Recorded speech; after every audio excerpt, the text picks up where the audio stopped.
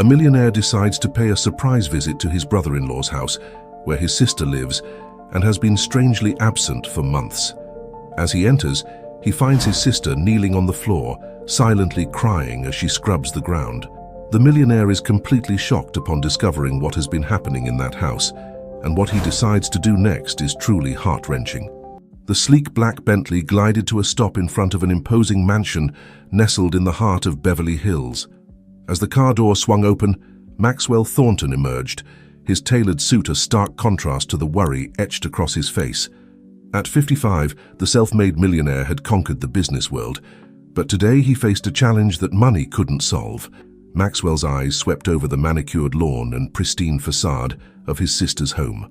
It had been months since he'd last spoken to Catherine, and her recent behavior had him deeply concerned.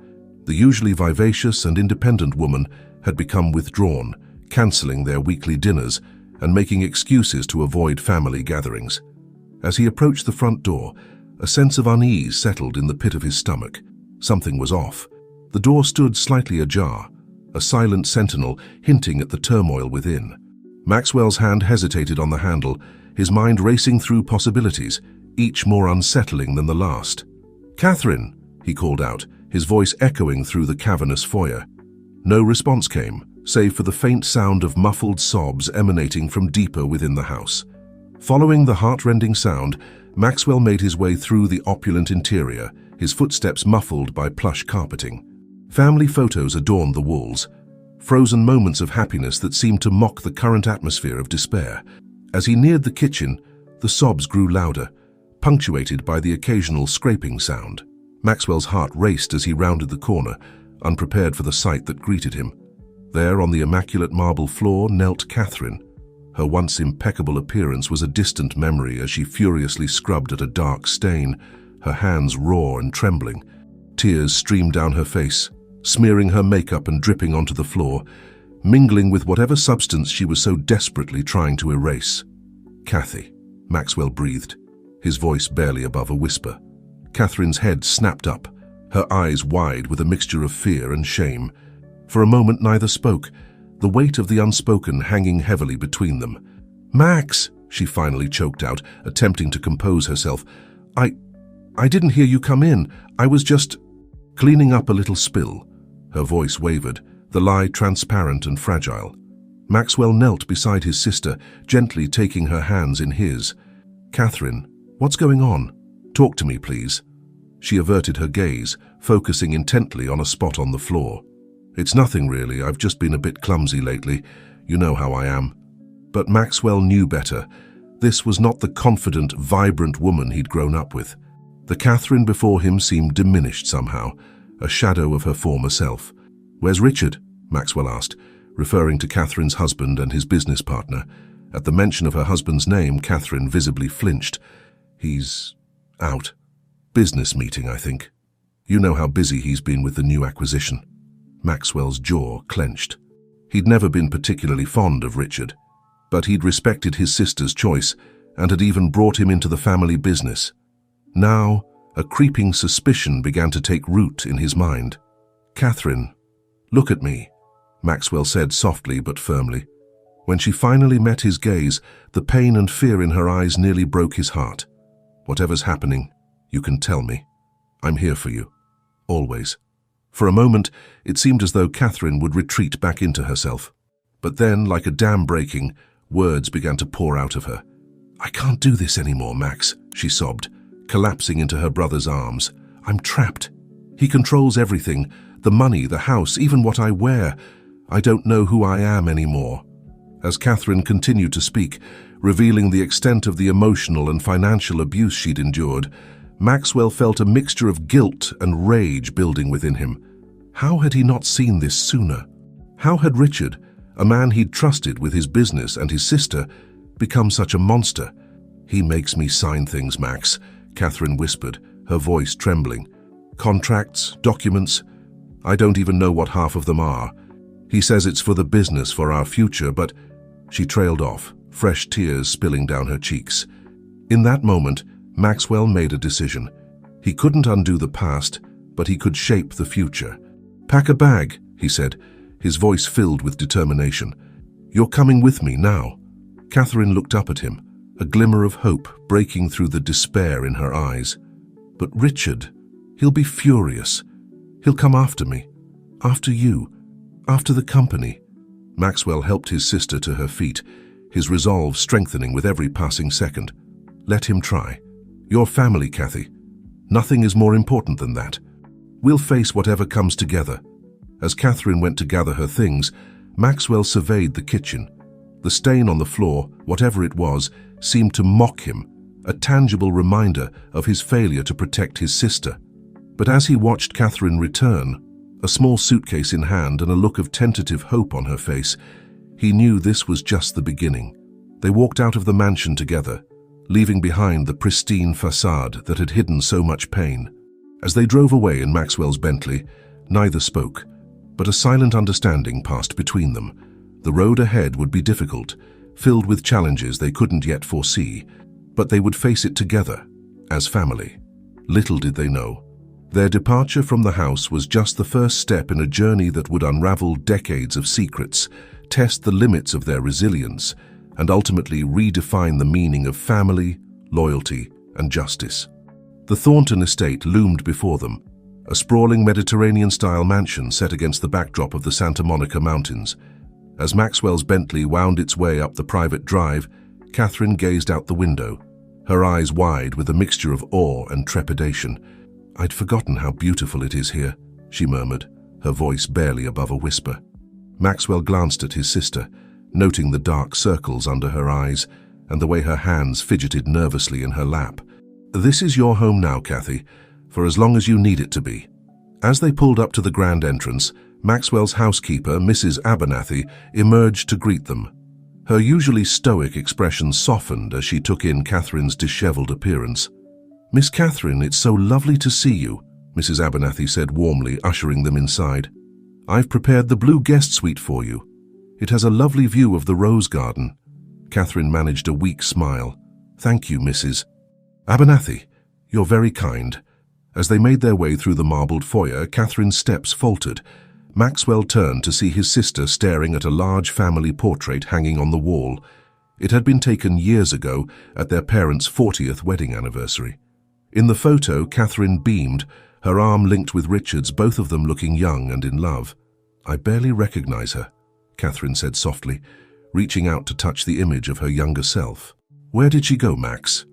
Maxwell placed a comforting hand on her shoulder. "She's still there, Kathy. We'll find her again, I promise." After settling Catherine into her room, Maxwell retreated to his study. The gravity of the situation weighed heavily on him as he poured himself a glass of scotch. He needed to think, to plan their next move carefully. A soft knock at the door interrupted his thoughts. "Come in," he called out.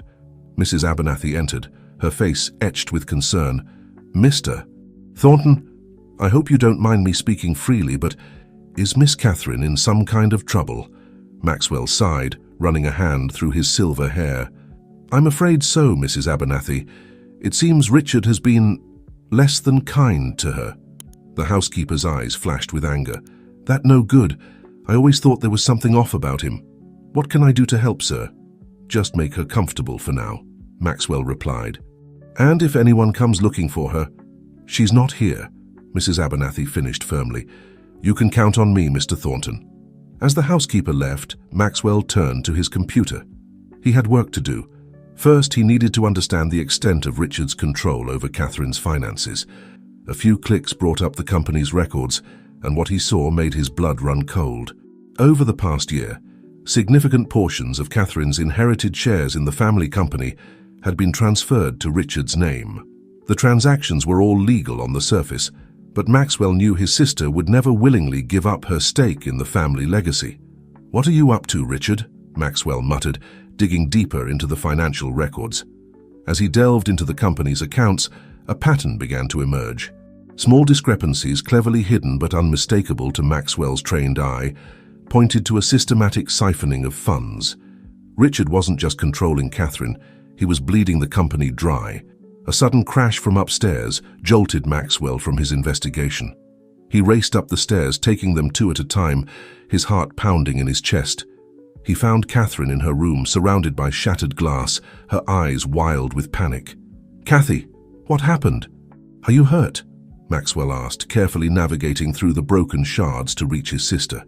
Catherine shook her head, tears streaming down her face. I'm so sorry. I was just trying to open the window, but my hands were shaking, and I knocked over the vase. I'll clean it up, I promise. Please don't be angry." Maxwell's heart broke at the fear in her voice.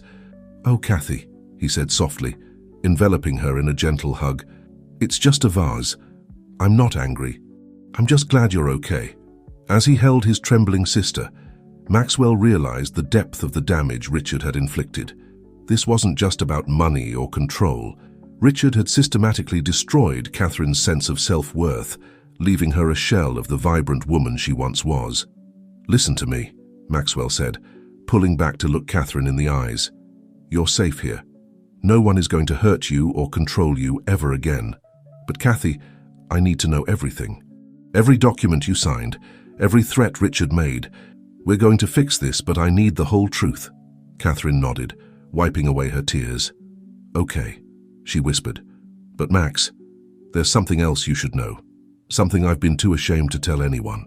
As Catherine began to speak, revealing secrets that had been buried for years, Maxwell listened intently. With each word, the puzzle pieces began to fall into place, revealing a picture far more complex and sinister than he had initially imagined. Outside, the sun began to set, casting long shadows across the Thornton estate. In his office downtown, Richard returned from his business meeting, his face darkening as he discovered the empty house and Catherine's hastily scribbled note. Miles apart, two men set their jaws in determination, each preparing for a battle that would shake the very foundations of the empire they had built. And caught in the middle, slowly finding her strength in the sanctuary of her brother's home, Catherine began the long journey of reclaiming her life, unaware of the storms brewing on the horizon, storms that would test the bonds of family, the limits of loyalty, and the true meaning of redemption. The gentle morning light filtered through the gauzy curtains of Catherine's room, casting a soft glow on her sleeping form. For the first time in months, her face was relaxed, free from the constant tension that had become her companion. As she stirred, the events of the previous day came rushing back, and for a moment, panic gripped her heart. But then she remembered. She was safe, in Maxwell's home. Catherine padded softly to the window, looking out over the meticulously manicured gardens. The roses were in full bloom, their vibrant colors a stark contrast to the gray world she'd been living in. A gentle knock at the door pulled her from her reverie. "Come in," she called, her voice still rough with sleep. Mrs. Abernathy entered, carrying a tray laden with breakfast. "Good morning, Miss Catherine. I thought you might like to eat in the comfort of your room today." Catherine smiled gratefully, touched by the thoughtfulness. "Thank you, Mrs. Abernathy. That's very kind of you." As the housekeeper set down the tray, her eyes lingered on Catherine's wrist, where a fading bruise peeked out from beneath her sleeve. Catherine quickly tugged the fabric down, but not before Mrs. Abernathy's face darkened with concern. "Miss Catherine," she began hesitantly, "I hope you know that you're safe here. If there's anything you need, anything at all, you just have to ask." Catherine nodded, fighting back tears. "I appreciate that, truly. It's hard to believe this isn't all a dream, that I won't wake up back in that house with him." Mrs. Abernathy reached out, gently patting Catherine's hand. "This is real, dear. And that man won't hurt you again. Not if Mr. Thornton has anything to say about it." After Mrs. Abernathy left, Catherine picked at her breakfast, her appetite still diminished from years of stress.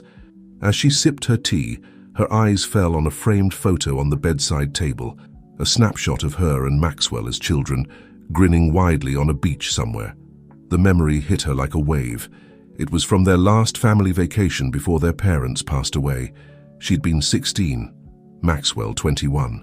They'd spent the week building sandcastles, collecting seashells, and staying up late to watch the stars.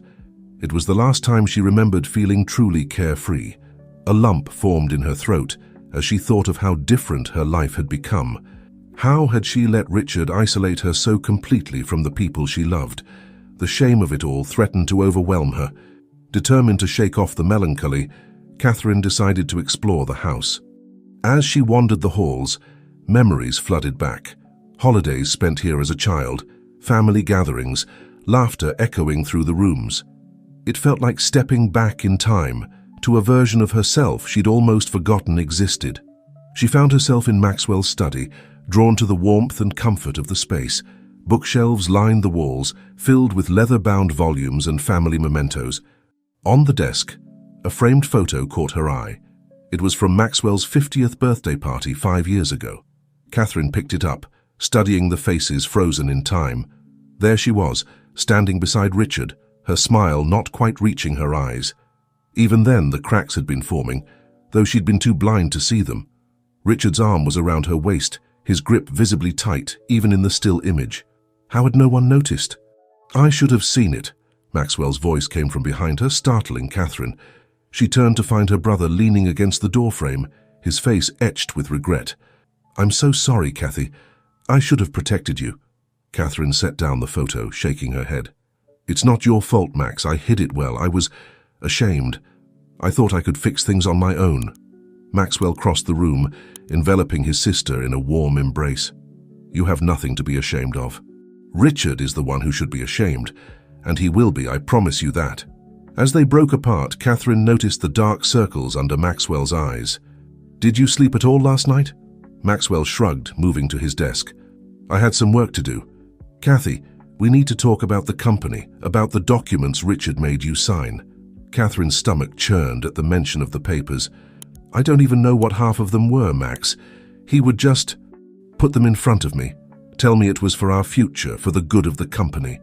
If I hesitated, he'd—" Her voice trailed off, the memory of Richard's anger still too raw. Maxwell's jaw clenched, but his voice remained gentle. "I know it's hard, but I need you to try to remember. Anything you can tell me will help. We need to understand what Richard's been doing, not just to you, but to the company." Catherine nodded, taking a deep breath. As she began to recount what she could remember, Maxwell listened intently, occasionally jotting down notes. The more she spoke, the more she realized how deep Richard's deception went. "There was one night," Catherine said, her voice barely above a whisper, "when Richard came home late. He'd been drinking and he was angry about something at work. He started ranting about how you didn't appreciate him, how he deserved more control in the company. He said he was going to show everyone who really ran things." Maxwell leaned forward, his eyes intense. "Do you remember when this was?" Catherine thought for a moment. "It was about 3 months ago, I think, just before the Anderson contract was signed." Maxwell's face paled. "The Anderson contract? Kathy, I need to make some calls. Will you be all right on your own for a bit?" Catherine nodded, feeling a mix of relief at having shared her burden and anxiety about what it might mean. As Maxwell picked up his phone, she slipped out of the study, her mind reeling.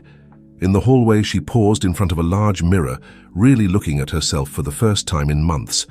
The woman staring back at her was a stranger, pale, thin, with haunted eyes. But as she stood there, Catherine felt something stirring deep within her, a flicker of the strength she'd thought long extinguished. "Enough," she whispered to her reflection. "It's time to take back control." With newfound determination, Catherine headed back to her room. She had her own calls to make, starting with her old friend Sarah, a lawyer she'd lost touch with years ago. It was time to start rebuilding her life, one piece at a time. As the day wore on, the Thornton mansion buzzed with quiet activity. In his study, Maxwell delved deeper into the company's records, uncovering a web of deceit that went far beyond what he'd initially suspected. And in her room, Catherine began the painful but necessary process of recounting her experiences, preparing to fight back against the man who had tried to break her. Little did either of them know, across town, Richard was making plans of his own. Plans that would shake the very foundations of the Thornton family and test the limits of their newfound unity. The sleek glass and steel edifice of Thornton Enterprises stood as a testament to Maxwell's business acumen, its 50 stories piercing the Los Angeles skyline. But today, as he strode through the lobby, the building felt more like a battleground than a sanctuary. Employees scattered in his wake, sensing the storm brewing behind their CEO's usually calm demeanor. His executive assistant, Jenny, fell into step beside him as he reached the elevators. "Mr. Thornton, "I've rescheduled your meetings for the day as requested," Jenny said, her voice low. "And Mr. Sullivan called again. He's quite insistent on speaking with you." Maxwell's jaw tightened at the mention of Richard's name. "Tell him I'm unavailable. Indefinitely." As the elevator doors closed, Maxwell leaned against the wall, allowing himself a moment of vulnerability away from prying eyes. The weight of the situation pressed down on him, his sister's pain, the potential damage to the company, the betrayal of a man he'd considered family. The ding of the elevator reaching the top floor snapped him back to attention. Maxwell straightened his tie and stepped out, his game face firmly in place. He had a war to wage and he couldn't afford to show weakness. In his office, Maxwell immersed himself in financial reports and legal documents. The more he uncovered, the more his blood boiled.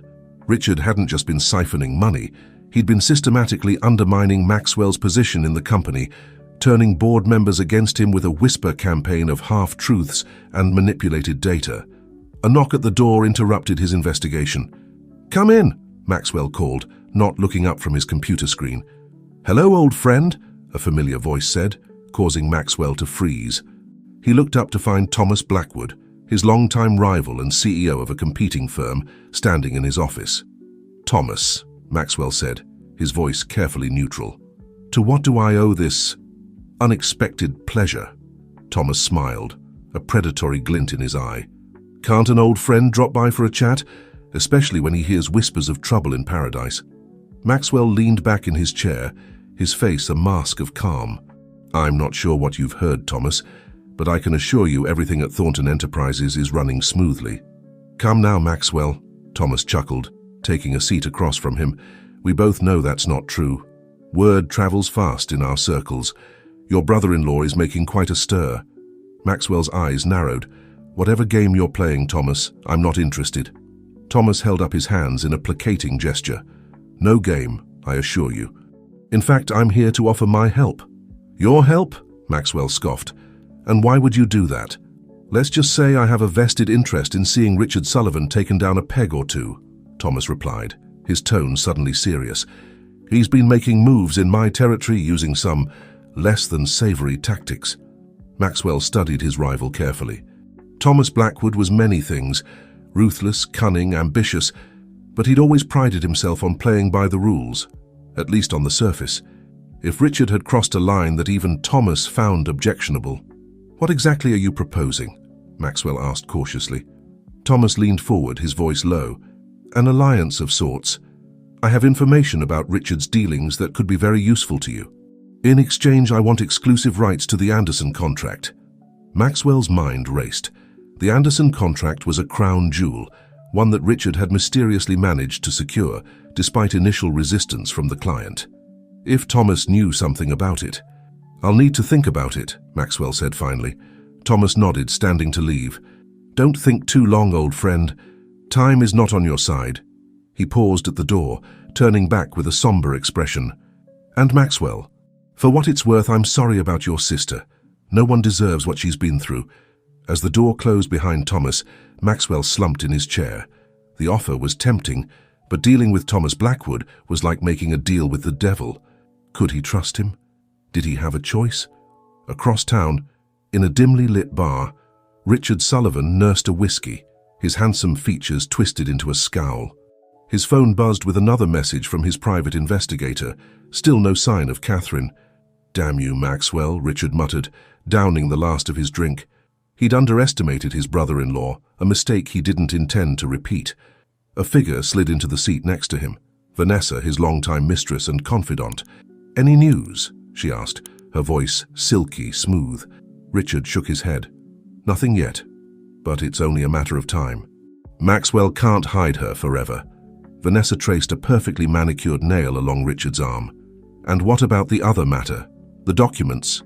"Safe," Richard assured her. "For now. But we need to move quickly.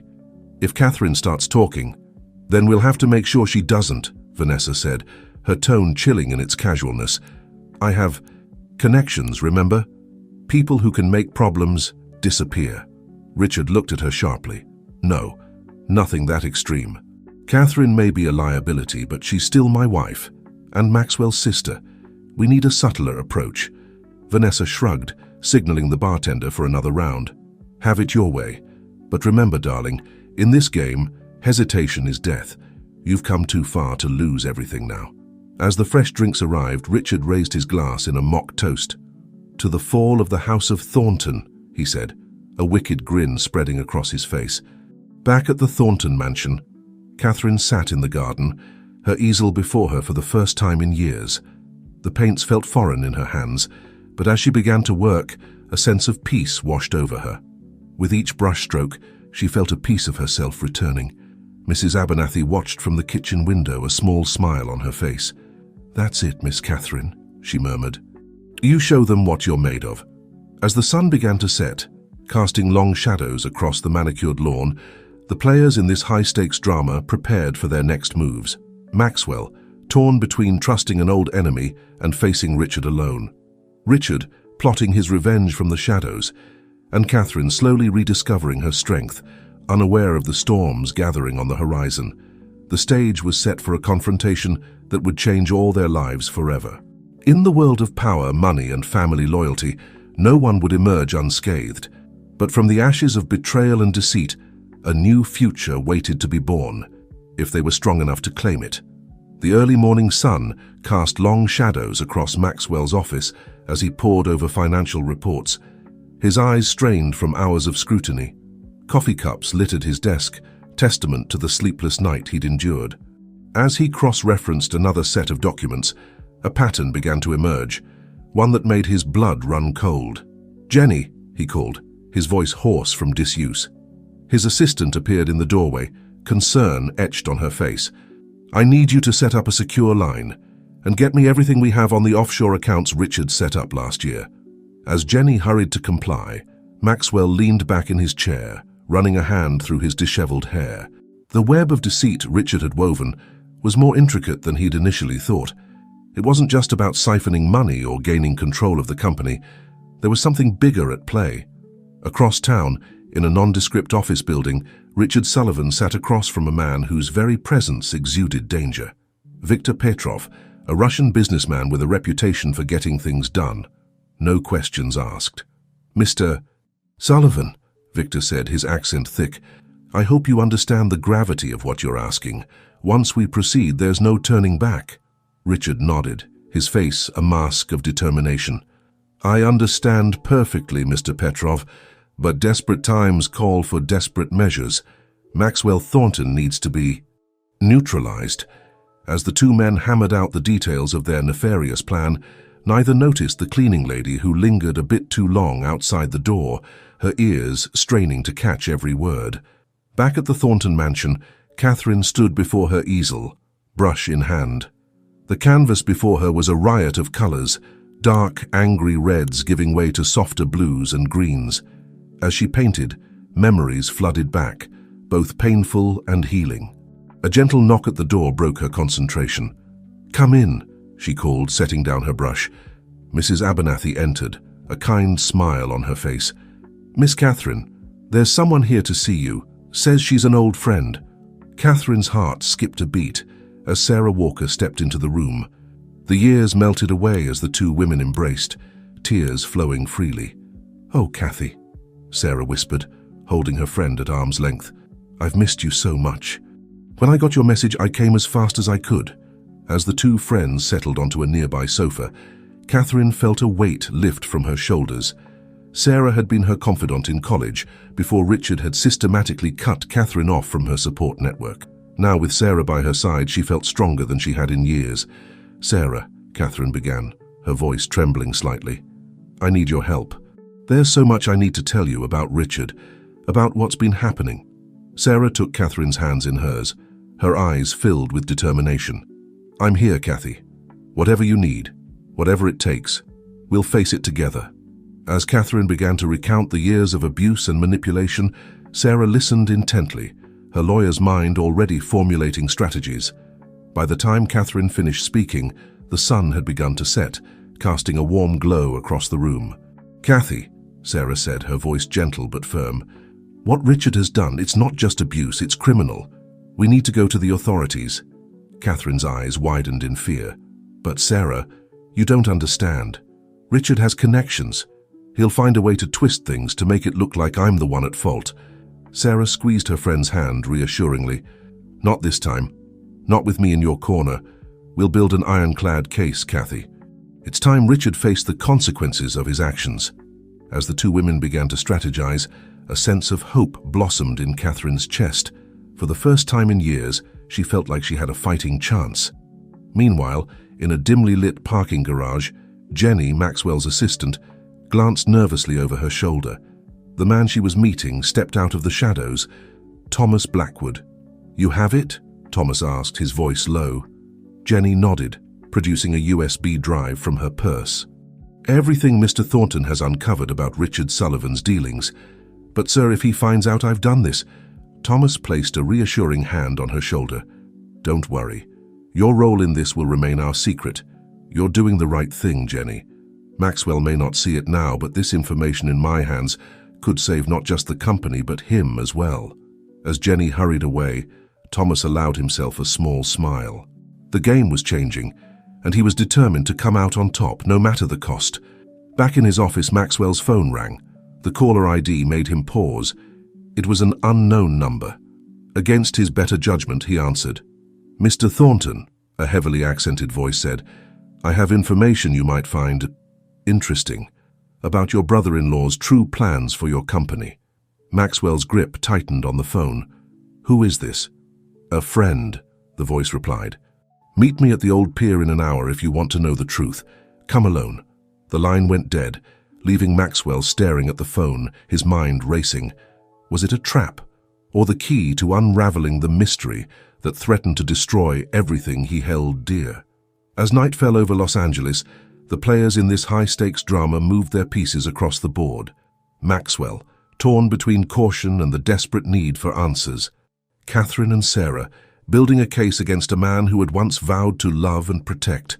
Richard, sinking deeper into a world of shadows and danger. And watching it all unfold, unseen and unknown, were forces that would soon change the game entirely. The threads of fate were unraveling, leading to a confrontation that would leave no one unscathed. The old pier creaked ominously under Maxwell's feet as he made his way to the agreed meeting point. The salty sea air filled his lungs, a stark contrast to the stuffy confines of his office. His hand instinctively went to the inside pocket of his jacket, feeling the reassuring bulk of the small recording device he'd brought along. As he reached the end of the pier, a figure emerged from the shadows. Maxwell's eyes widened in recognition. "Elena!" he gasped, hardly believing his eyes. "Elena Petrova!" The woman stepped into the dim light cast by a nearby lamppost. Despite the years that had passed, Maxwell would recognize Richard's former secretary anywhere. Her once vibrant features were now etched with worry lines, her eyes darting nervously around the deserted pier. "Mr. Thornton," Elena said, her accent thicker than he remembered. "Thank you for coming. I have something you need to see." With trembling hands, she produced a manila envelope from her bag. Maxwell took it, his mind racing. Eleanor had disappeared without a trace nearly 2 years ago, shortly after Richard had brought her on as his personal assistant. "Eleanor, what's going on? Where have you been all this time?" She shook her head, tears glistening in her eyes. "There's no time to explain everything, but what's in that envelope, it will tell you what you need to know about Richard's plans. And about the real reason I left." Before Maxwell could press her further, Eleanor's head snapped up, her eyes wide with fear. "Someone's coming. I have to go. Be careful, Mr. Thornton. Trust no one." With that, she melted back into the shadows, leaving Maxwell alone with the mysterious envelope and more questions than answers. Across town, in a luxurious penthouse apartment, Richard paced nervously, a glass of scotch in his hand. Vanessa lounged on the sofa, watching him with a mixture of amusement and concern. "Darling, you're going to wear a hole in that expensive carpet," she purred. "Come, sit down. Tell me what's troubling you." Richard ran a hand through his hair, his usual composure slipping. "It's all falling apart, Vanessa. Maxwell's digging deeper than I anticipated, and now I can't reach Elena. If she's talked..." Vanessa rose gracefully, moving to Richard's side. She took the glass from his hand, setting it aside before wrapping her arms around him. "Shh, my love. We've come too far to falter now. Remember, we still have our ace in the hole." Richard's eyes met hers, a glimmer of hope returning. "The offshore accounts?" Vanessa nodded, a sly smile playing on her lips. "Maxwell may think he's close to the truth, but he has no idea what's really at stake. By the time he figures it out, it'll be too late." As Richard allowed himself to be comforted by Vanessa's words, neither of them noticed the blinking light on the ornate vase in the corner of the room, a hidden camera, silently recording their every word. Meanwhile, back at the Thornton mansion, Catherine sat in the library, surrounded by stacks of legal documents. Sarah worked diligently at a nearby desk, occasionally glancing up to check on her friend. "Kathy," Sarah said gently, breaking the silence, "I think I've found something. These transfer documents, the signatures don't match." Catherine moved to Sarah's side, peering at the papers. Her breath caught in her throat as she recognized the documents. They were the ones Richard had pressured her to sign late one night, when she'd been too exhausted and afraid to question him. "They're forgeries," Catherine whispered, a mix of relief and anger washing over her. "I forged my signature." Sarah nodded, her expression grim but determined. "This is big, Kathy. With this, we can prove that Richard acted without your consent. It's a key piece of evidence in building our case against him."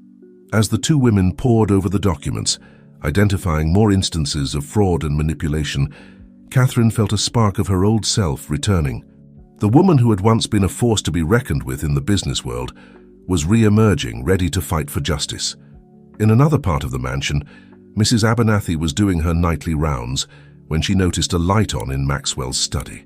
Curious, she approached, only to find Jenny, Maxwell's assistant, hurriedly rifling through his desk drawers. "Miss Jenny!" Mrs. Abernathy exclaimed, causing the younger woman to jump. "What on earth are you doing here at this hour?"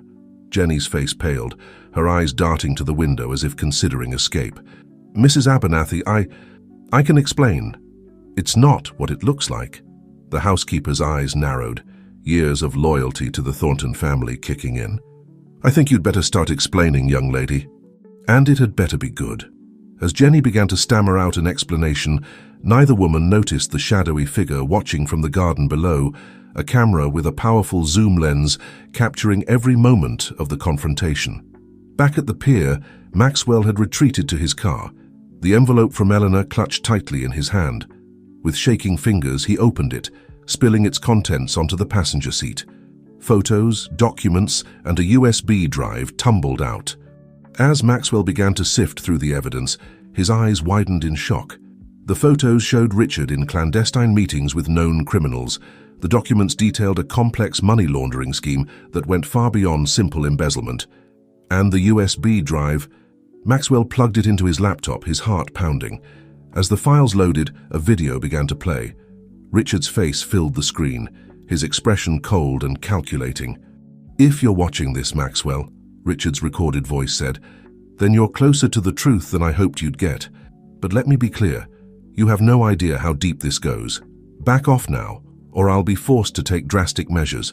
And trust me, you don't want to see how far I'm willing to go to protect what's mine."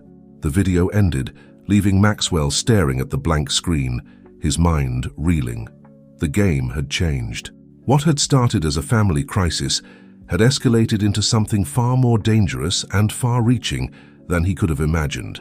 As dawn broke over Los Angeles, casting long shadows across the city, the players in this high-stakes drama found themselves at a crossroads. Maxwell, armed with damning evidence but unsure who to trust. Catherine, rediscovering her strength and preparing for the fight of her life. Richard, his carefully constructed world teetering on the brink of collapse. And watching from the shadows, unseen forces prepared to make their move. The stage was set for a confrontation that would shake the foundations of the Thornton Empire and change their lives forever. The first rays of sunlight were just beginning to paint the Los Angeles skyline when Maxwell Thornton's car pulled into the underground parking garage of Thornton Enterprises. His eyes were bloodshot from a sleepless night spent poring over Elena's documents, his mind racing with the implications of what he'd discovered. As he stepped out of the elevator onto the executive floor, Maxwell was met by a frantic Jenny. "Mr. Thornton," she said, her voice hushed and urgent. "There's something you need to know. Last night I did something I shouldn't have." Maxwell's eyes narrowed. "My office, now." Once inside, Jenny's composure crumbled. I gave information to Thomas Blackwood, she confessed, tears welling in her eyes. He said it was to help you, to save the company. I thought I was doing the right thing, but now I'm not so sure. Maxwell sat heavily in his chair, the weight of this new betrayal settling on his shoulders. Jenny, do you have any idea what you've done? Before Jenny could respond, Maxwell's phone buzzed. A text from an unknown number. Check your email. Time is running out. With a sense of foreboding, Maxwell opened his inbox. There, waiting for him, was a video file. He clicked play, and Richard's face filled the screen. Hello, brother, Richard's recorded voice sneered. By now you've probably pieced together some of what's going on. But let me assure you, you've only scratched the surface. I have allies you couldn't begin to imagine, resources you can't comprehend. Back off now, or I'll be forced to take action that will destroy not just you, but everything and everyone you care about. The video ended with a countdown clock. 48 hours. Across town, in a sleek, high-rise apartment, Thomas Blackwood reviewed the information Jenny had provided. A slow smile spread across his face as he realized the leverage he now held. "Oh, Richard," he murmured to himself, "you've overplayed your hand this time." Thomas picked up his phone, dialing a number from memory. "It's me," he said when the line connected. "I think it's time we move to Phase 2. Meanwhile, at the Thornton mansion, Catherine and Sarah were deep in strategy mode. The dining room table was covered in legal documents, financial records, and hastily scribbled notes. "With the evidence of the forged signatures," Sarah said, tapping a stack of papers, "we have a solid foundation for our case. But Kathy, we need to move fast. The longer we wait, the more time Richard has to cover his tracks." Catherine nodded, a newfound determination in her eyes. "I'm ready, Sarah. I've been silent for too long.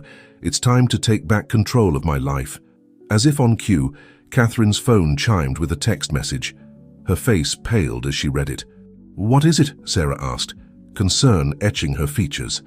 Catherine turned the phone so Sarah could see. It was a photo of Catherine and Sarah in the dining room, clearly taken from outside the house. Beneath it, a chilling message. "Careful who you trust, dear wife. Not everyone is on your side."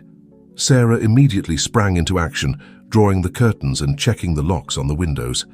"We need to call Maxwell," she said firmly. "This has gone beyond legal maneuvering. You're not safe here." As Sarah reached for her phone, a gentle knock at the door made both women jump.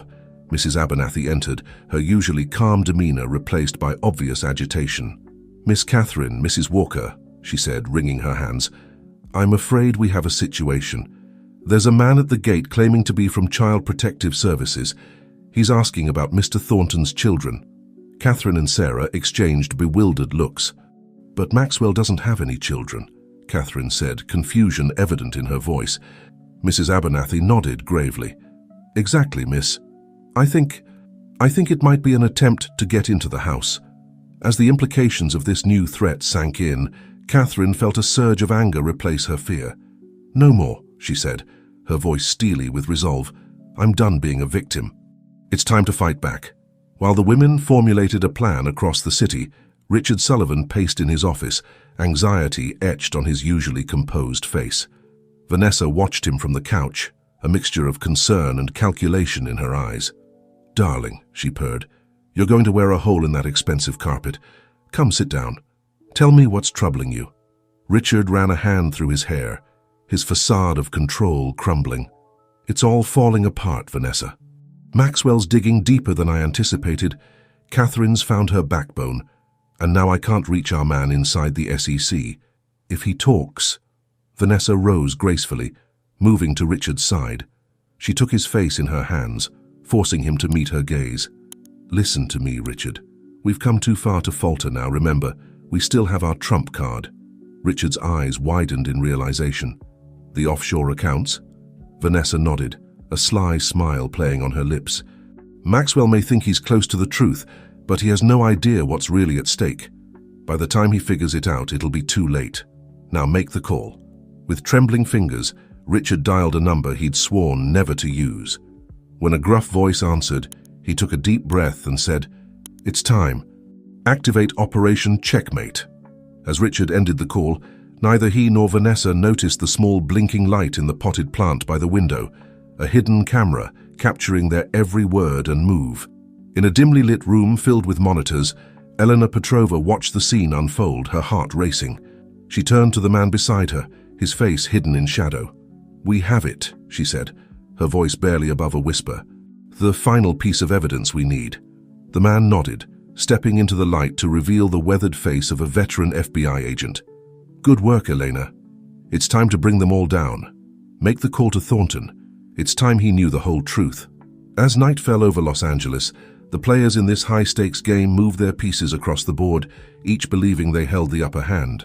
But as the shadows lengthened and secrets threatened to spill into the light, one thing became clear. Before this was over, no one would emerge unscathed. The stage was set for a confrontation that would shake the very foundations of the Thornton Empire, and in the process redefine the meaning of family, loyalty, and justice. The Thornton Mansion, once a sanctuary of wealth and privilege, now felt like a fortress under siege. Catherine stood at the window of her bedroom, watching as additional security personnel patrolled the grounds. The man claiming to be from Child Protective Services had been turned away, but the incident had left everyone on edge. A soft knock at the door pulled Catherine from her thoughts. "Come in," she called, turning to see Sarah enter, a grim expression on her face. "I just got off the phone with my contact at the DA's office," Sarah said, her voice low. "Kathy, they're building a case against Richard, but they need more. They need you to testify." Catherine felt a flutter of fear in her chest, quickly replaced by steely resolve. "Then that's what I'll do. It's time to end this, Sarah. For good." As the two women began to discuss strategy, Catherine's phone buzzed with an incoming call. Her breath caught as she saw the caller ID. Elena Petrova. "Elena?" Catherine answered, her voice a mixture of surprise and suspicion. "Where are you? What's going on?" "Mrs. Thornton." Elena's accented voice came through tight with urgency. "I don't have much time. You and Mr. Maxwell need to be careful. Richard's plans. They're bigger than you know. There are people involved, powerful people. I'm trying to help, but..." The line suddenly went dead. Catherine stared at the phone, her mind racing.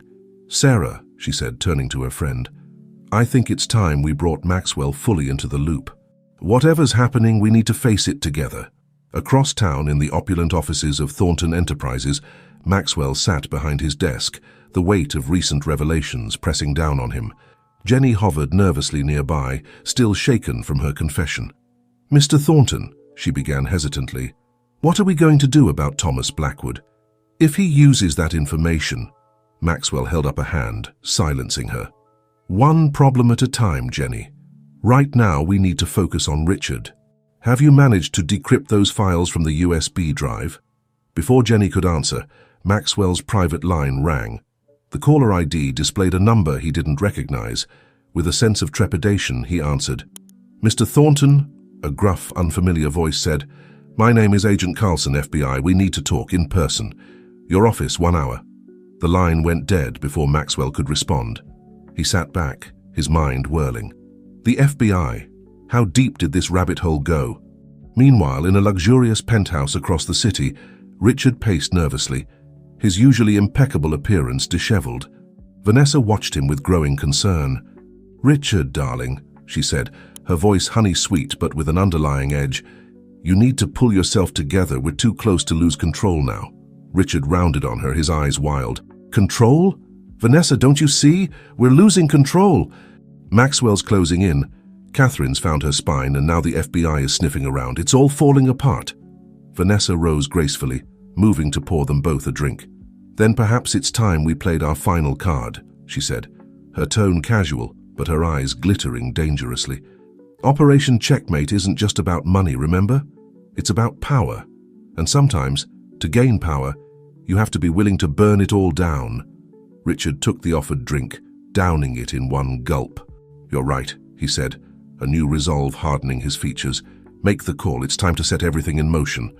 As Vanessa reached for her phone, a shadow passed by the window, a movement so quick it might have been imagination.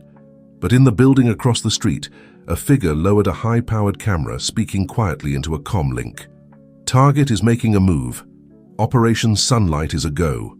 I repeat, Operation Sunlight is a go." Back at the Thornton mansion, Catherine and Sarah had just finished bringing Maxwell up to speed via a secure video call when Mrs. Abernathy burst into the room, her usual composure shattered. "Miss Catherine," she gasped, "you need to see this. It's all over the news."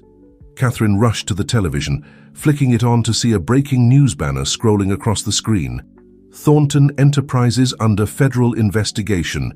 CEO Maxwell Thornton implicated in massive fraud scheme." As the newscaster began detailing allegations of embezzlement, money laundering, and corporate espionage, Catherine felt the room spin.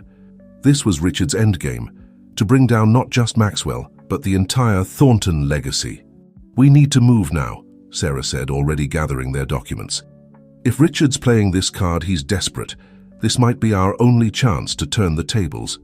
Catherine nodded, a plan forming in her mind. "You're right, but we're not just going to defend ourselves. It's time we took the fight to him." As storm clouds gathered over Los Angeles, the players in this high-stakes drama prepared for their final moves. Maxwell racing against time to meet with the FBI and clear his name. Richard and Vanessa setting in motion a plan that threatened to destroy everything in its path. And Catherine stepping out of the shadows to reclaim her life and save her family's legacy.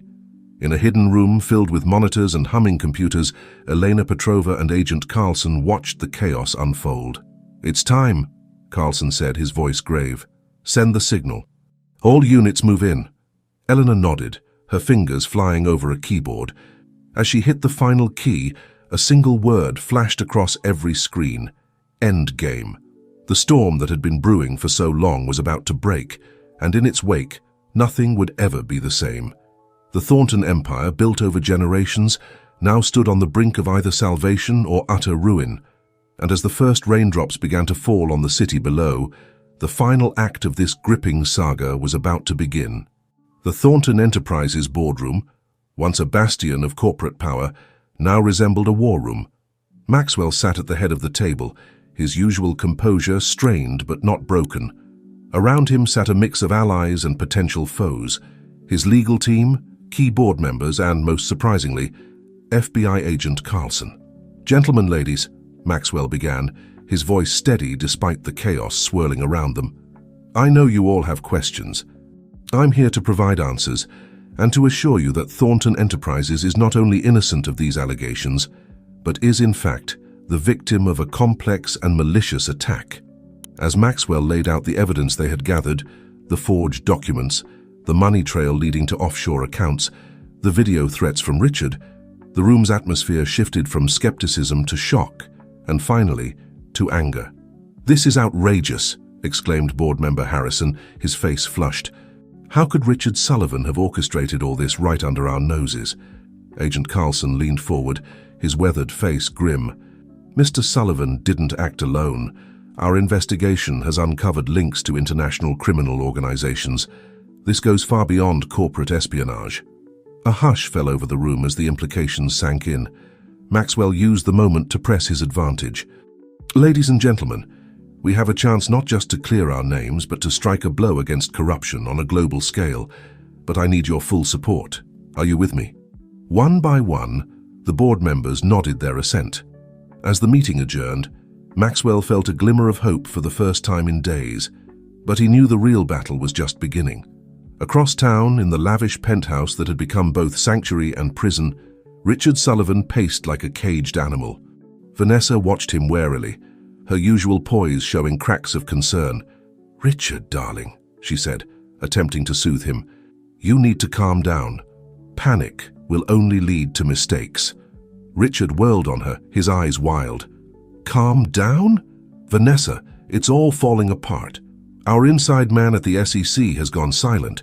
The offshore accounts are being flagged, and now I'm hearing whispers that the FBI is involved.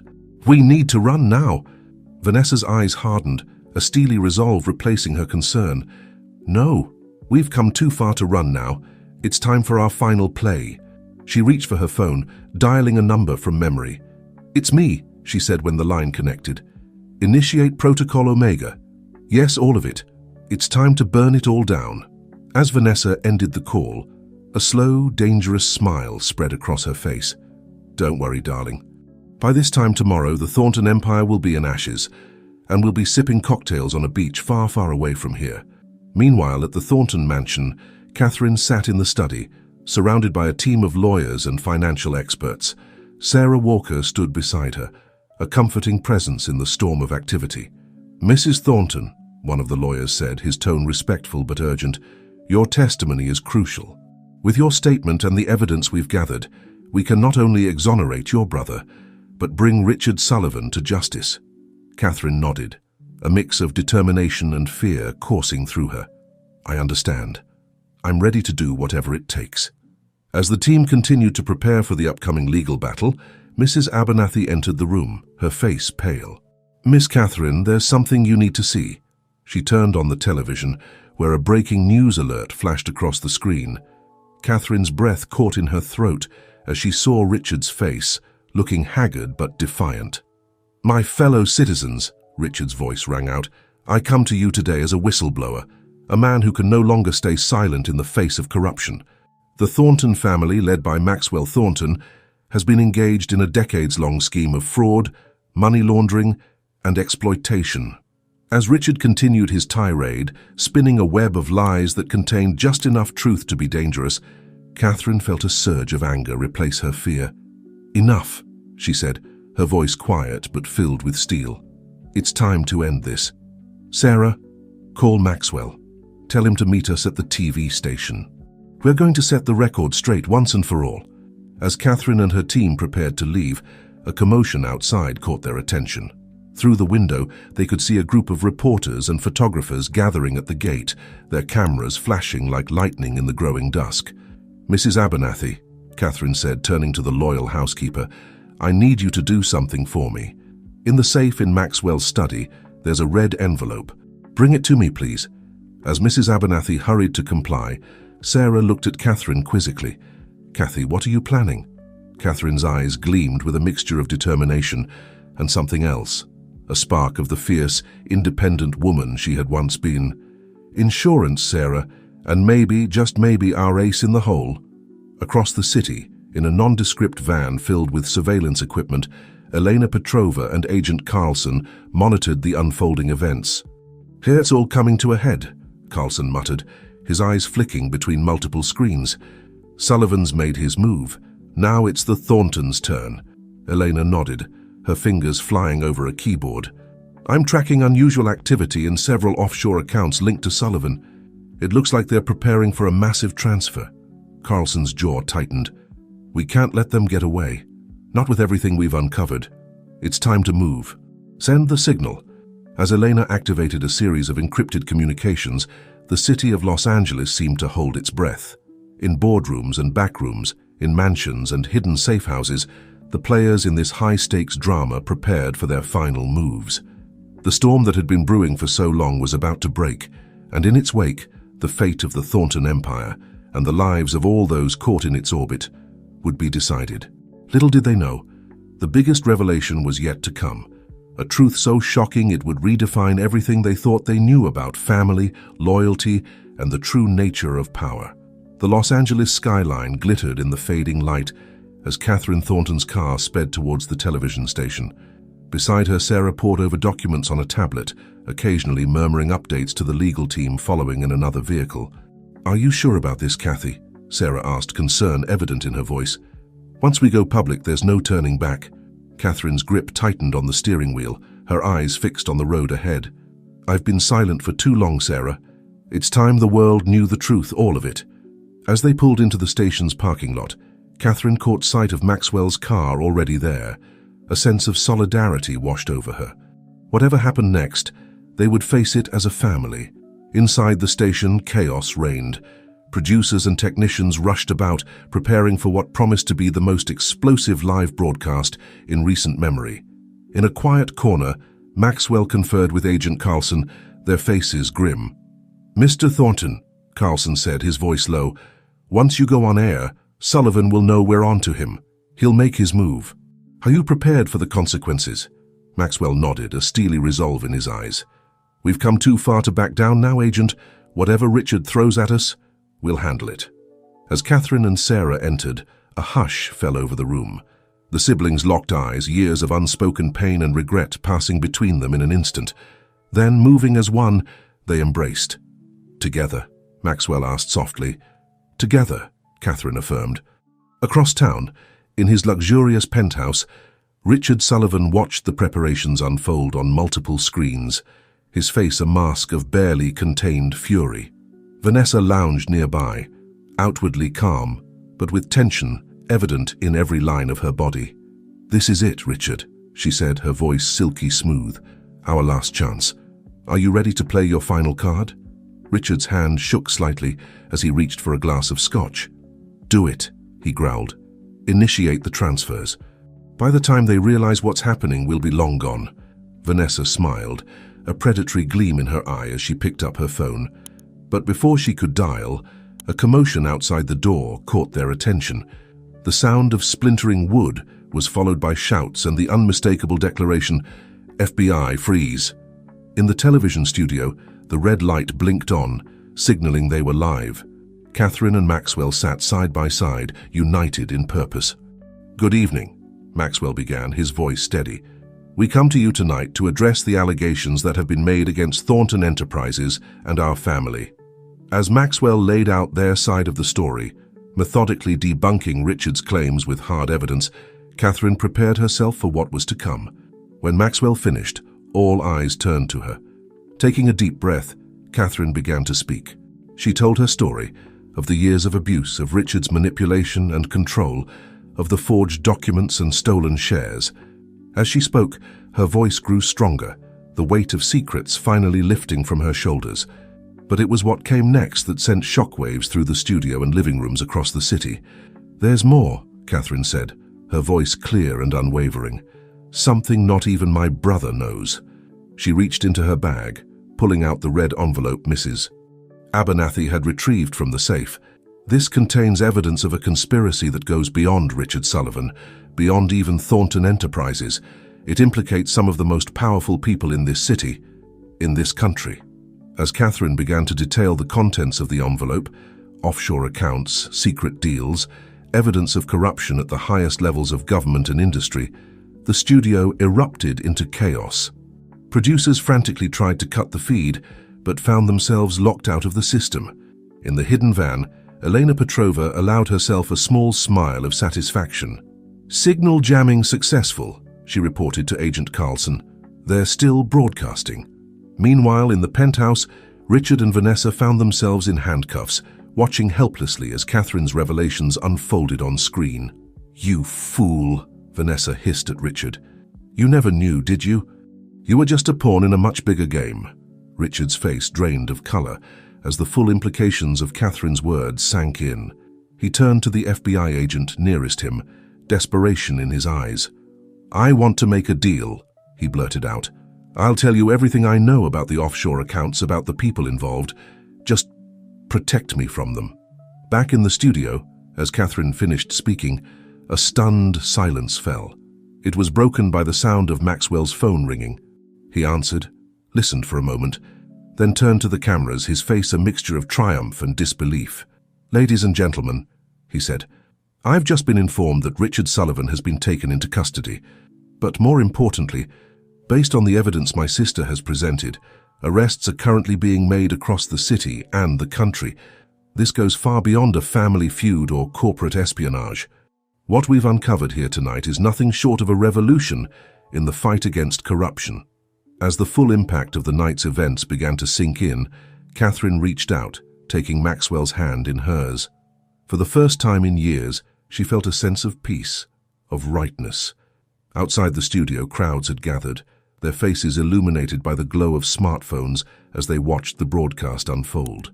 In living rooms and bars across the city, people sat in stunned silence, trying to process the magnitude of what they'd just witnessed. And in a small, nondescript office, Thomas Blackwood watched the broadcast with a mixture of admiration and calculation. "Well played, Thorntons," he murmured. "Well played indeed. But the game's not over yet." As dawn broke over Los Angeles, casting long shadows across the city, the landscape of power had shifted irrevocably. The Thornton siblings had reclaimed their legacy, but at a cost they were only beginning to understand. And lurking in the shadows, New threats and challenges awaited, for in the world of power and privilege, the game never truly ends. The storm had passed, but the aftermath promised to be just as tumultuous. For Catherine, Maxwell, and all those caught in the wake of their family's saga, this was not an end, but a new beginning, one fraught with both peril and promise. The morning sun cast long shadows across the Thornton mansion as Catherine stood at the window of her childhood bedroom, a cup of coffee cooling in her hands. The events of the past 24 hours played on a loop in her mind, each revelation and confrontation leaving her both exhausted and exhilarated. A soft knock at the door pulled her from her reverie. "Come in," she called, turning to see Maxwell enter, looking as weary as she felt. "How are you holding up?" he asked, concern evident in his voice. Catherine managed a small smile. "I'm okay, I think. It's all still sinking in. How about you?" Maxwell ran a hand through his disheveled hair. "I've been better. The phone hasn't stopped ringing since we left the studio. Reporters, shareholders, government officials, everyone wants answers." "And Richard?" Catherine asked, her voice barely above a whisper. "In custody," Maxwell replied, his tone grim. "Along with Vanessa and several others implicated in the documents you revealed. The FBI is calling it one of the biggest corruption busts in recent history." Catherine nodded, a mix of emotions washing over her. Relief, vindication, but also a lingering sadness for what could have been. "I never wanted it to come to this, Max. I just wanted—" "I know," Maxwell said softly, pulling his sister into a comforting embrace. "But you did the right thing, Kathy. You saved not just our family but countless others who were being exploited by this conspiracy." As they stood there, drawing strength from each other, Mrs. Abernathy appeared in the doorway, her usually stoic demeanor tinged with excitement. "Mr. Thornton, Miss Catherine," she said, "you might want to come downstairs. There's something you need to see." Curious, the siblings followed her to the study, where the large TV was tuned to a news channel. The headline scrolling across the bottom of the screen made them both gasp. "Global corruption ring exposed, arrests made across 3 continents." The newscaster's voice filled the room. In a stunning development following last night's revelations by Catherine Thornton, law enforcement agencies around the world have launched coordinated raids, targeting individuals and organizations implicated in a vast network of financial crimes and corruption. As they watched, images flashed. Across the screen, politicians being led away in handcuffs, offices being raided, documents seized. The scale of what they had uncovered was staggering. "My God," Maxwell breathed, sinking into a nearby chair. "Kathy, do you realize what you've done? This is bigger than anything we could have imagined." Catherine nodded, her mind reeling. "I knew the documents were important, but Max, what happens now?" Before Maxwell could respond, his phone buzzed with an incoming call. He glanced at the screen and his eyebrows shot up. "It's the Attorney General," he said, his voice tight with surprise. As Maxwell took the call, stepping out of the room for privacy, Catherine turned back to the TV. The news had shifted to showing crowds gathering outside Thornton Enterprises, holding signs of support and chanting her name. "Miss Catherine," Mrs. Abernathy said gently, "there are quite a few reporters at the gate. They're asking for a statement." "What would you like me to tell them?" Catherine took a deep breath, squaring her shoulders. The timid, controlled woman she had been under Richard's thumb was gone. In her place stood someone new, or perhaps someone rediscovered, someone strong, someone ready to face whatever came next. "Tell them I'll be down shortly," she said, her voice firm. It's time to face the world. As Catherine prepared to address the media, across town in a holding cell, Richard Sullivan sat with his head in his hands. The magnitude of his downfall was still sinking in. A guard approached, unlocking the cell door. "Sullivan," the guard said gruffly, "your lawyer's here." Richard looked up, expecting to see his usual legal team. Instead, he was met with the stern face of Sarah Walker. "Mrs. Walker," he said, surprise evident in his voice. "I wasn't expecting—" "Save it, Richard," Sarah cut him off, her tone icy. "I'm not here as your lawyer. I'm here on behalf of Catherine." Richard's eyes widened. "Catherine? But why would she—" Sarah pulled out a document from her briefcase. "She's offering you a deal. In exchange for your full cooperation with the authorities and a complete confession, she's willing to speak on your behalf at sentencing. It won't keep you out of prison, but it might make the difference between a life sentence and the possibility of parole. Richard stared at the document, his mind racing. This was his wife, the woman he had controlled and abused for years, offering him a lifeline. The irony was not lost on him. "Why?" he asked, his voice barely above a whisper. "After everything I've done, why would she do this?" Sarah's expression softened slightly. "Because despite everything, she still believes in redemption. This is your last chance, Richard. I suggest you take it." As Richard pondered the offer that could determine his fate, back at the Thornton mansion, Catherine stepped out onto the front steps. A sea of cameras and microphones greeted her, the air buzzing with anticipation. Taking a deep breath, Catherine began to speak. "Good morning. I stand before you today, not just as Catherine Thornton, but as a voice for all those who have suffered in silence, who have been victims of abuse and corruption." Her words, strong and clear, carried across the assembled crowd and into living rooms around the world. As she spoke of healing, of justice, and of the long road ahead, a new chapter in the Thornton saga began to unfold. Inside the house, Maxwell watched his sister with a mixture of pride and awe. His phone buzzed again. Another call from Washington. The aftermath of their revelations was still unfolding, promising challenges and opportunities they had yet to fully comprehend. As Catherine's speech drew to a close, the sun broke through the clouds, casting a warm glow over the scene. It was a new day, not just for the Thorntons, but for a world that had been irrevocably changed by the courage of one woman who refused to be silenced. 2 weeks had passed since the night that changed everything. The Thornton mansion, once a gilded cage for Catherine, now buzzed with activity. The library had been transformed into a command center, with lawyers, PR specialists, and financial advisors coming and going at all hours. Catherine sat at the head of the large oak table, poring over documents. The woman who had once shrunk from confrontation now exuded quiet confidence as she led a meeting with the board of Thornton Enterprises. "Gentlemen, ladies," she addressed the group, her voice clear and authoritative, "I understand your concerns about the company's stability in light of recent events. But I assure you, Thornton Enterprises is not just surviving. We're on the brink of a new era of growth and ethical leadership." As Catherine outlined her vision for the company's future, Maxwell watched from the doorway, a proud smile on his face. His sister's transformation never ceased to amaze him. The meeting adjourned, and the board members filed out, many stopping to shake Catherine's hand or offer words of support. As the last of them left, Maxwell entered the room.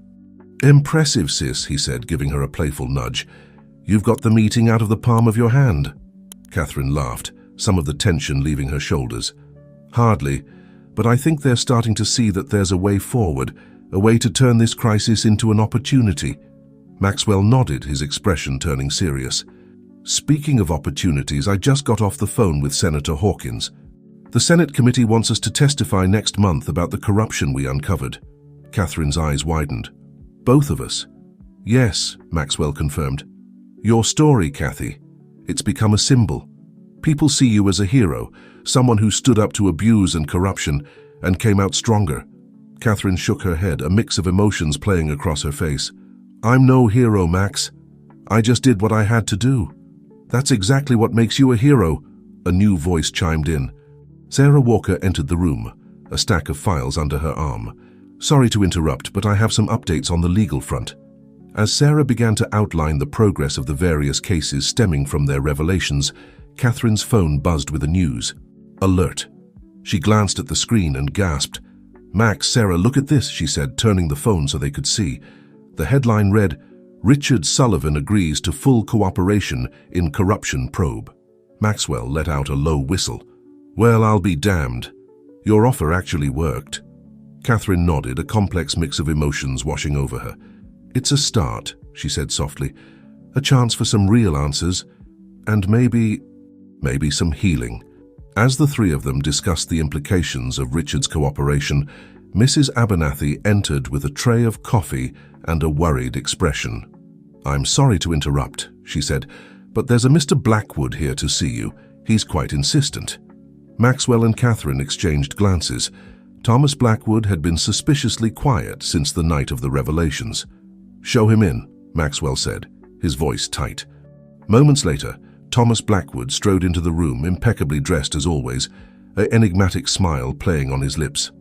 "Maxwell, Catherine," he greeted them smoothly. "I must say, you two have been the talk of the town. Quite the show you put on." "Cut to the chase, Thomas," Maxwell said, his patience wearing thin. "What do you want?" Blackwood's smile widened. "Want?" "My dear Maxwell, I'm here to offer you something. A partnership of sorts." He pulled out a folder, sliding it across the table to Catherine. "Inside, you'll find a proposal. In light of recent events, there's a gap in the market, a need for a new kind of financial institution, one built on transparency and ethical practices. I believe that together we could fill that gap." Catherine opened the folder, her eyes widening as she scanned its contents. "This is ambitious," she said carefully. "It's an opportunity," Blackwood countered, "to not just rebuild your family's legacy, but to reshape the entire industry. Think about it. The Thornton name, combined with my resources and connections, we could change the world." As Catherine and Maxwell exchanged thoughtful glances, Sarah cleared her throat. "If you're serious about this, Mr. Blackwood, any partnership would need to be thoroughly vetted. Given recent events, I'm sure you understand our caution." Blackwood nodded, seemingly unfazed. "Of course, I would expect nothing less. Take your time, review the proposal. I think you'll find it intriguing." With that, he turned to leave, pausing at the door. "Oh, and Catherine, for what it's worth, I always knew you were the real strength in the Thornton family. I look forward to seeing what you do next." As the door closed behind him, the room fell into contemplative silence.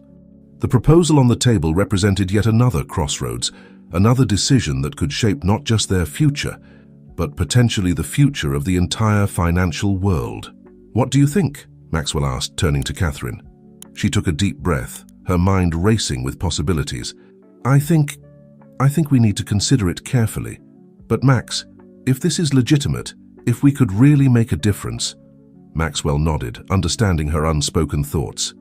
"It's a big if, Kathy. But then again, we've already done the impossible. Why stop now?" As they began to discuss the proposal in earnest, debating its merits and potential pitfalls, a new energy filled the room. The challenges of the past weeks had been immense, but they had also opened up possibilities that once seemed unimaginable. Outside, the sun was setting over Los Angeles, casting a warm glow over the city.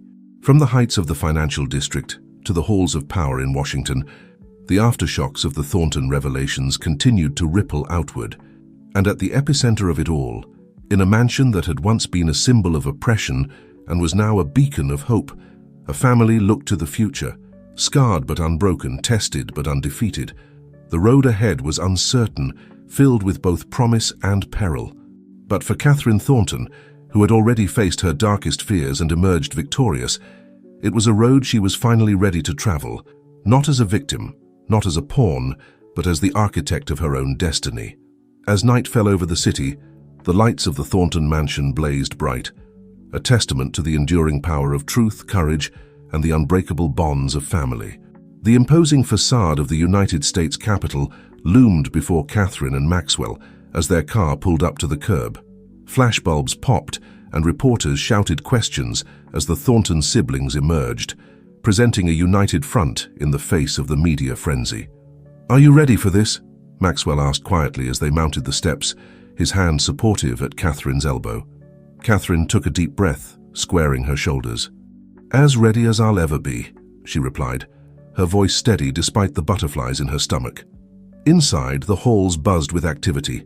Aides rushed back and forth, their arms laden with documents. Politicians huddled in corners, their hushed conversations falling silent as Catherine and Maxwell passed by. The weight of what they were about to do pressed down on them both. As they were led into the hearing room, Catherine's eyes widened at the sight of the packed gallery. Cameras clicked and whirred, capturing every moment. At the front of the room, the members of the Senate Committee on Banking, Housing and Urban Affairs sat in stern judgment, their faces a mix of curiosity and skepticism. "Mr. Thornton, Mrs. Sullivan," Senator Hawkins, the committee chair, began, "thank you for agreeing to appear before us today. The revelations you brought to light have shaken the very foundations of our financial system. We hope that your testimony will help us understand the full scope of this corruption and guide us in preventing such abuses in the future." Maxwell stepped up to the microphone first, his voice clear and confident as he laid out the facts of their investigation. He detailed the complex web of offshore accounts, the manipulated contracts, the kickbacks and bribes that had flowed through the highest levels of finance and government. As Maxwell spoke, Catherine watched the faces of the senators. Some looked shocked, others angry, and a few— was that fear she saw in their eyes? She couldn't help but wonder how many of them might have their own skeletons in the closet, their own questionable deals that might not stand up to scrutiny. When it was Catherine's turn to testify, she felt a moment of panic. But then she thought of all the people who had been hurt by this corruption, all the lives ruined by greed and abuse of power. She thought of her own journey, from victim to survivor to advocate. Drawing strength from these thoughts, she began to speak. "Senators, distinguished guests," Catherine started, her voice growing stronger with each word. "I come before you today not just as Catherine Thornton, but as a voice for all those who have been silenced by abuse, manipulation, and corruption. My story is just one thread in a tapestry of deceit that stretches across our nation and beyond." As Catherine recounted her experiences, the gradual erosion of her freedom, the manipulation, the forged documents, the room fell into a hushed silence. Even the most hardened politicians seemed moved by her testimony. "But this isn't just about me," Catherine continued, her voice filled with passion. "It's about the countless others who have been victimized by a system that prioritizes profit over people, power over ethics. It's about the urgent need for reform, for true transparency and accountability in our financial institutions and our government." As she concluded her testimony, laying out her vision for a more ethical, transparent financial system, Catherine felt a weight lifting from her shoulders. She had spoken her truth, not just for herself, but for all those who couldn't speak for themselves. The questioning that followed was intense. Senators probed for details, challenged assertions, and sought to understand the full implications of the Thorntons' revelations. Through it all, Catherine and Maxwell stood firm, their responses clear and unwavering. As the hearing drew to a close, Senator Hawkins leaned forward, her expression grave. "Mr. Thornton, Mrs. Sullivan, your testimony today has been illuminating, to say the least. I think I speak for the entire committee when I say that the depth and breadth of this corruption is staggering. You can be assured that we will be taking immediate action based on the information you've provided." Outside the hearing room, Catherine and Maxwell faced another barrage of questions from the press. As they made their way through the crowd, Catherine caught sight of a familiar face, Sarah Walker, beaming with pride. "You were amazing in there," Sarah said, embracing her friend. "Both of you. You've really started something big." As they walked out of the Capitol, Catherine felt a surge of hope. They had faced their toughest challenge yet and come out stronger. But she knew this was just the beginning. The real work of reform and rebuilding was still to come. Back at their hotel, as Catherine and Maxwell decompressed from the intensity of the day, Maxwell's phone buzzed with a message. His eyebrows shot up as he read it. "It's from Blackwood," he said, showing the screen to Catherine. "He says he watched our testimony. Wants to meet tomorrow to discuss accelerating the timeline on his proposal." Catherine nodded thoughtfully. "I think it's time we seriously considered his offer, Max. After what we saw today, it's clear that the system needs more than just a few tweaks. We need to fundamentally reimagine how finance works." As they began to discuss the possibilities, weighing the risks and potential rewards of partnering with Blackwood, neither of them noticed the small blinking light in the corner of the room, a hidden camera capturing their every word. In a darkened room miles away, a figure watched the footage with keen interest. Well, a voice murmured. "It seems the game is far from over. In fact, it might just be getting interesting." As night fell over Washington, the corridors of power buzzed with the aftershocks of the Thorntons' testimony. In boardrooms and backrooms, in the halls of Congress and the offices of regulators, plans were being made, alliances formed and broken. The landscape of power was shifting, and at the center of it all stood Catherine and Maxwell Thornton, unaware that their greatest challenges and greatest triumphs still lay ahead. The morning sun streamed through the windows of the upscale Washington, D.C. hotel suite, finding Catherine already awake, nursing a cup of coffee as she scrolled through the morning's headlines on her tablet. "Thornton testimony rocks Capitol Hill," one headline blared. Financial world braces for sweeping reforms in wake of corruption revelations, declared another. A knock at the door interrupted her thoughts. Maxwell entered, looking as if he'd barely slept. "Ready for round two?" he asked, attempting a smile that didn't quite reach his eyes. Catherine nodded, setting aside her tablet. "As ready as I'll ever be. Any word from Blackwood's people about the meeting location?" Maxwell checked his phone. "Just came through. He wants to meet at the Jefferson Memorial in an hour. Says he values discretion." "The Jefferson Memorial?" Catherine raised an eyebrow. "Bit dramatic, don't you think?" Maxwell shrugged. "That's Blackwood for you. Always one for theatrics." An hour later, Catherine and Maxwell found themselves standing beneath the imposing dome of the Jefferson Memorial. The early morning tourists paid them little mind as Thomas Blackwood approached, his tailored suit a stark contrast to the casual attire of the visitors around them. "Maxwell, Catherine," Blackwood greeted them, his voice low. "Quite the performance yesterday. You've certainly set the cat among the pigeons." "Cut the small talk, Thomas," Maxwell said, his patience wearing thin. "You said you wanted to accelerate the timeline. What exactly did you have in mind?" Blackwood's eyes gleamed with excitement. "What I have in mind, my friends, is nothing short of a revolution in finance. Your testimony yesterday has created a unique opportunity. The old guard is in disarray. The public is clamoring for change. The time to strike is now." He produced a tablet from his briefcase, pulling up a series of charts and projections. "I've been working on this plan for years, waiting for the right moment.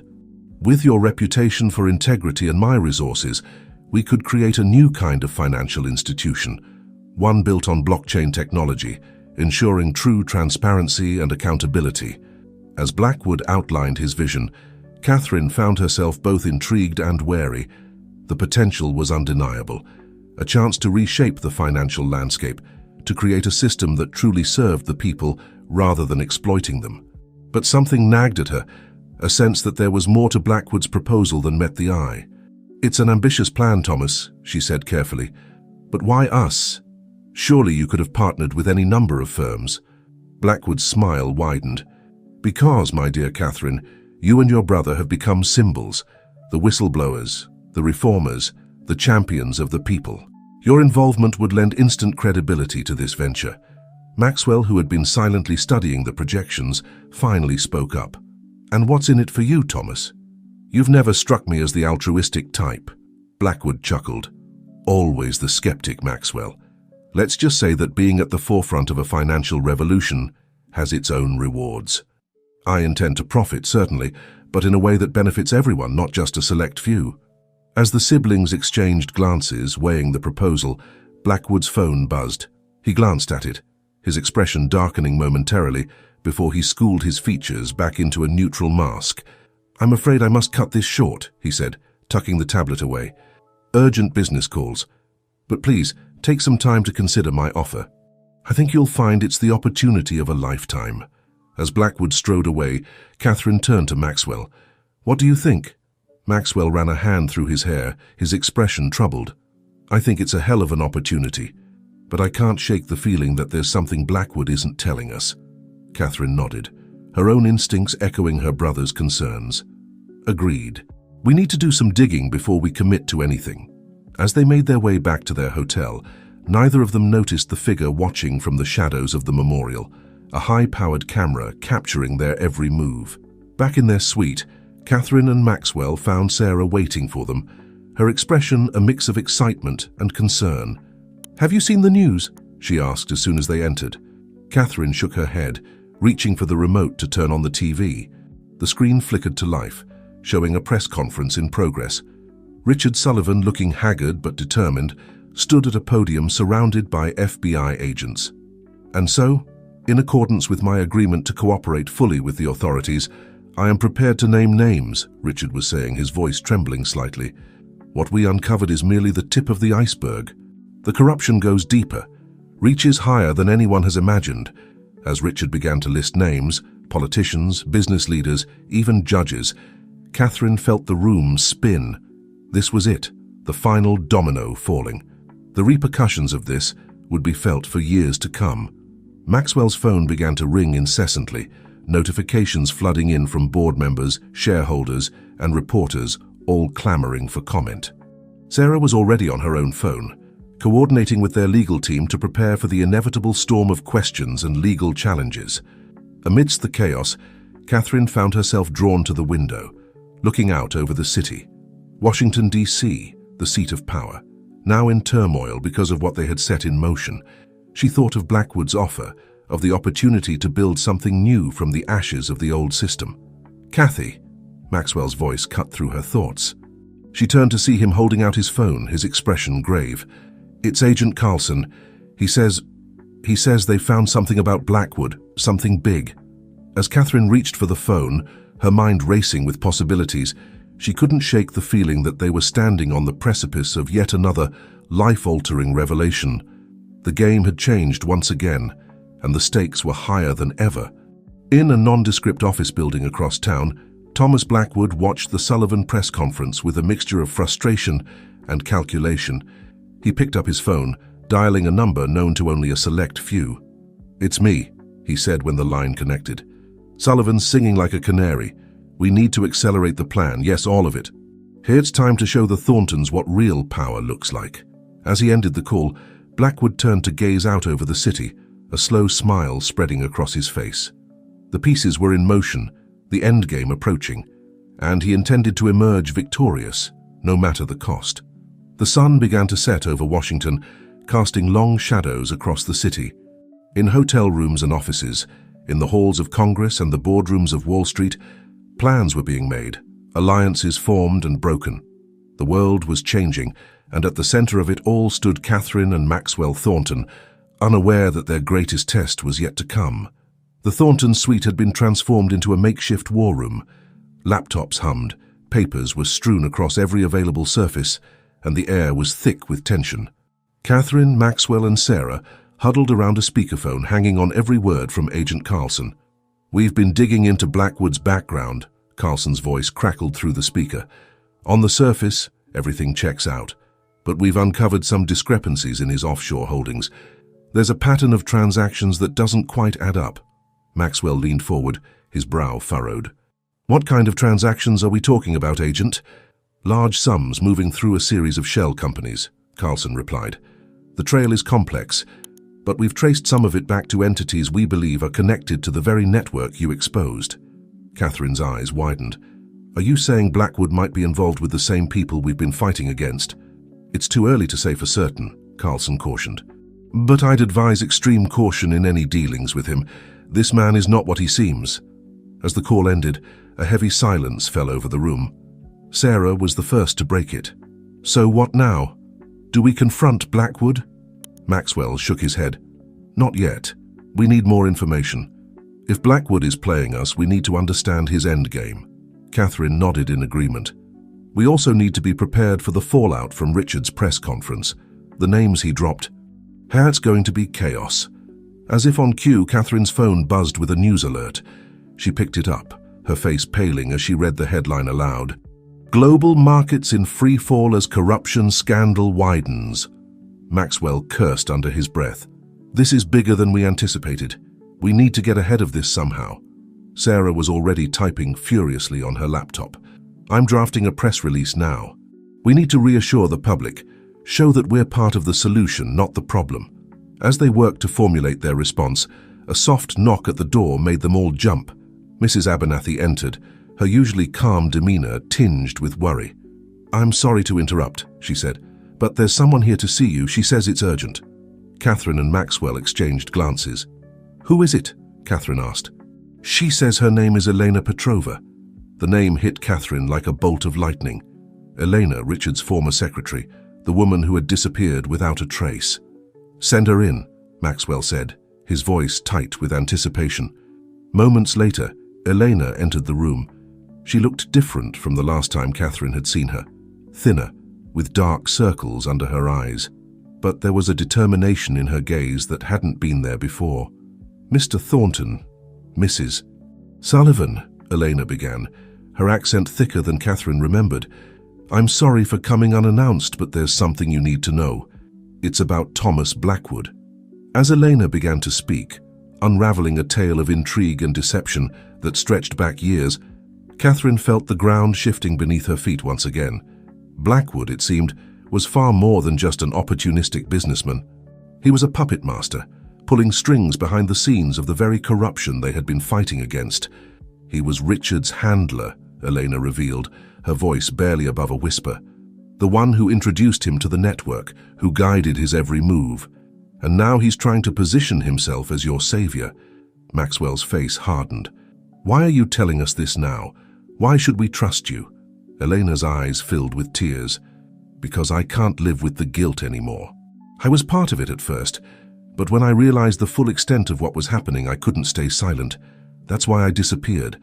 I've been gathering evidence, waiting for the right moment to come forward. As Elena produced a flash drive from her purse, promising it contained proof of her claims, Catherine felt a mixture of vindication and dread. They had been right to be suspicious of Blackwood, but the depth of his involvement was staggering.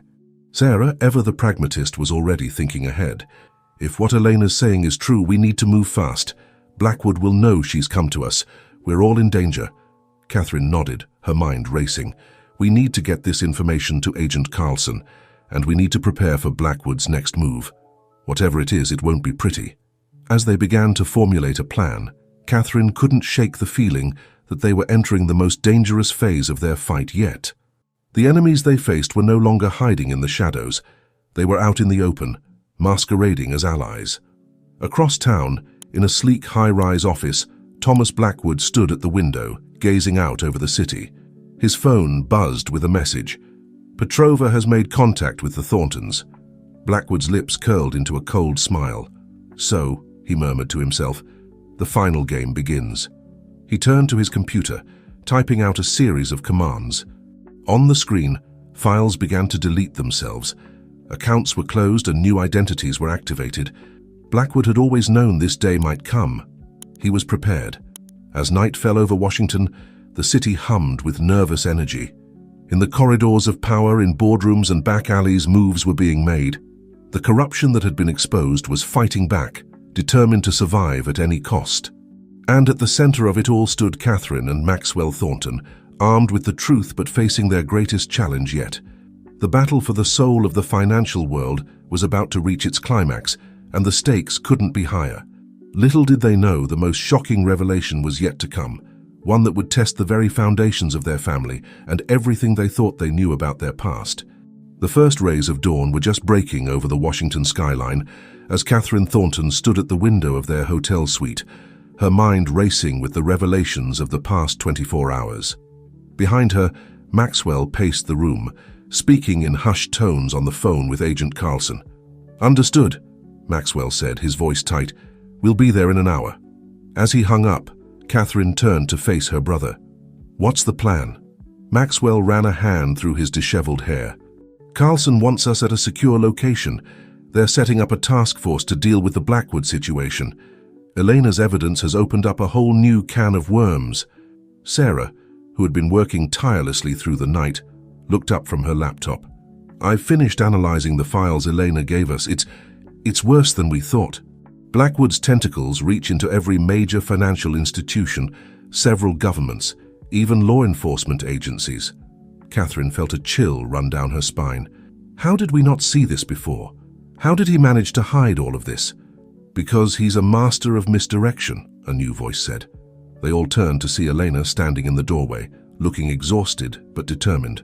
Blackwood's true skill isn't in finance or technology. It's in manipulating people, in creating narratives that hide the truth in plain sight. As they prepared to leave for the secure location, Catherine's phone buzzed with a news alert. Her breath caught as she read the headline. "Thomas Blackwood announces revolutionary new financial platform, promises total transparency." "He's making his move," Maxwell said grimly, reading over her shoulder, trying to position himself as the solution to the very problem he helped create. Sarah was already typing furiously on her laptop. "I'm reaching out to our media contacts. We need to counter this narrative before it takes hold." As they made their way out of the hotel, flanked by FBI agents, Catherine couldn't shake the feeling that they were walking into the eye of a storm. The streets of Washington were eerily quiet, but there was a tension in the air, a sense that something momentous was about to unfold. At the secure location, a nondescript office building on the outskirts of the city, they were greeted by Agent Carlson and a team of analysts and investigators. "Welcome to Operation Sunlight," Carlson said, ushering them into a room filled with computers and large screens displaying data and news feeds. "This is where we're going to take down Blackwood and his entire network." As they were briefed on the operation, Catherine's mind whirled with the scope of what they were facing. Blackwood's network was vast, spanning continents and infiltrating the highest levels of government and finance. Taking it down wouldn't just be a matter of exposing the truth, it would require dismantling entire systems of power. "There's something else you need to see," Carlson said, his voice grave. He pulled up a file on one of the screens. "We've been digging into Blackwood's past, trying to understand how he built his empire. We found this." The screen displayed an old photograph, faded and creased. In it, a much younger Thomas Blackwood stood smiling next to a familiar face, Catherine and Maxwell's father. What is this?" Maxwell asked, his voice barely above a whisper. Carlson's expression was grim. "It seems your father and Blackwood were more than just business acquaintances. We've uncovered evidence that suggests they were partners in the early days of what would become Blackwood's network." Catherine felt as if the floor had dropped out from under her. Their father, the man they had idolized, the foundation upon which they had built their sense of ethics and integrity, had he been complicit in this web of corruption all along? As the implications of this revelation sank in, alarms began blaring throughout the facility. One of the analysts called out, panic in his voice. "We're under attack. Someone's breached our firewalls." Chaos erupted as the team scrambled to defend against the cyber assault. Screens flickered, data scrolled past at dizzying speeds, and in the midst of it all, a message appeared. "Did you really think you could outmaneuver me? This is just the beginning." "TB."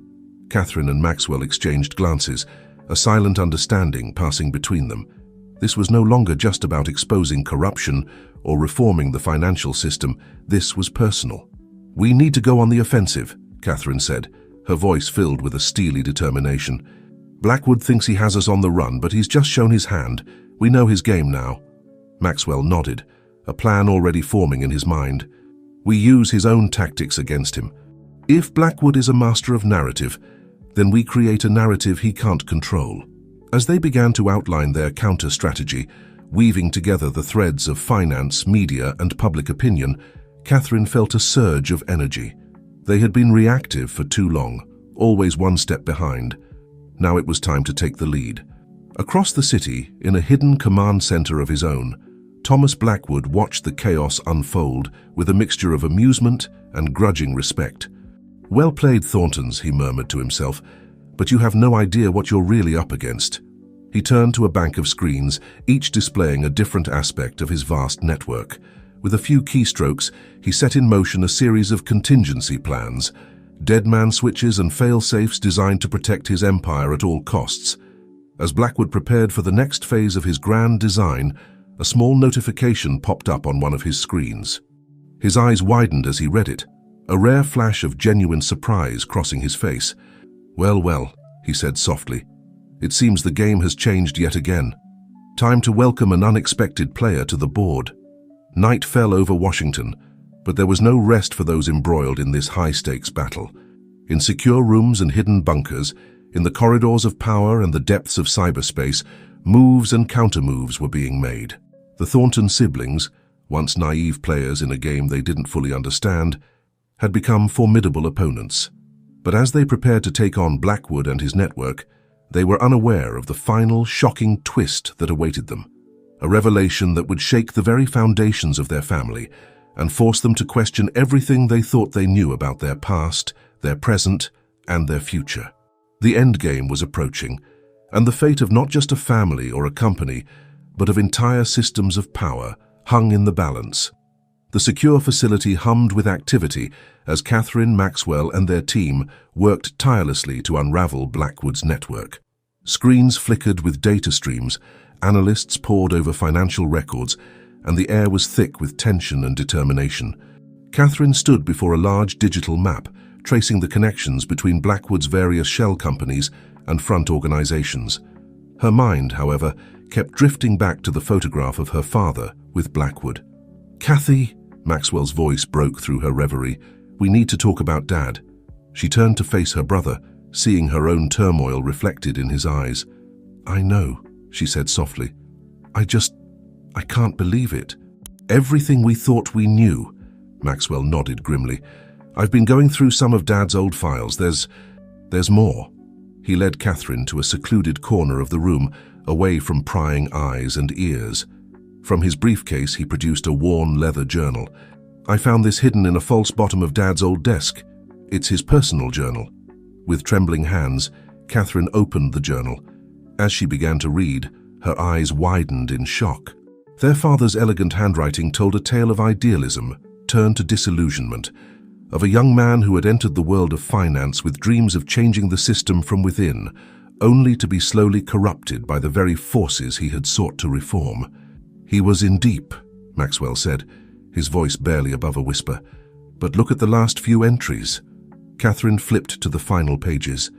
There, in increasingly frantic scrawls, were their father's plans to break away from Blackwood, to expose the corruption he had become entangled in. The final entry, dated just days before his sudden passing, read, "I can't let this be my legacy. Catherine Maxwell, if you're reading this, know that I tried to make it right. The proof is in the..." The sentence cut off abruptly, leaving a tantalizing mystery. "The proof is in the what?" Catherine asked, frustration edging her voice. Maxwell shook his head. "I don't know, but whatever it was, I bet Blackwood knows. This could be the key to bringing him down."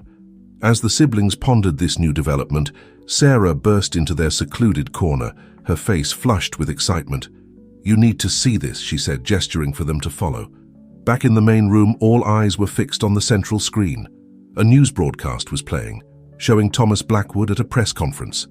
His usual smooth demeanor seemed slightly ruffled as he addressed the cameras. "And so, in light of recent events, I believe it is crucial that we embrace a new era of transparency in finance," Blackwood was saying.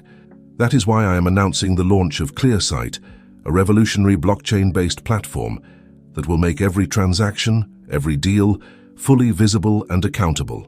Catherine and Maxwell exchanged glances. This was Blackwood's countermove, positioning himself as the solution to the very problem he had helped create. "He's trying to get ahead of the story," Maxwell muttered. "If he can paint himself as the reformer, it'll be that much harder to expose him." But Catherine's attention was caught by something else. In the background of the shot, partially obscured but unmistakable, was a familiar face, Elena Petrova. "What is she doing there?" Catherine gasped. Before anyone could respond, Elena stepped forward, approaching the podium. Blackwood's face registered a moment of surprise before he smoothly invited her to speak. "Thank you, Mr. Blackwood," Elena began, her accent thicker than usual. "I stand before you today as someone who has seen the darkness in our financial system, who has been complicit in its corruption. But today I choose to step into the light." The room fell silent as Elena began to speak, detailing years of financial manipulation, of deals made in the shadows. With each word, Blackwood's composure visibly crumbled. "She's exposing everything," Sarah breathed. "But why now? Why like this?" As if in answer, Elena turned to face the camera directly. "Catherine, Maxwell, if you're watching this, know that this is for you, for your father. The proof is in the portrait." With those words, chaos erupted. Blackwood lunged for Elena, security swarmed the stage, and the feed cut out abruptly. In the secure facility, a moment of stunned silence was broken by Maxwell's sharp intake of breath. "The portrait," he said.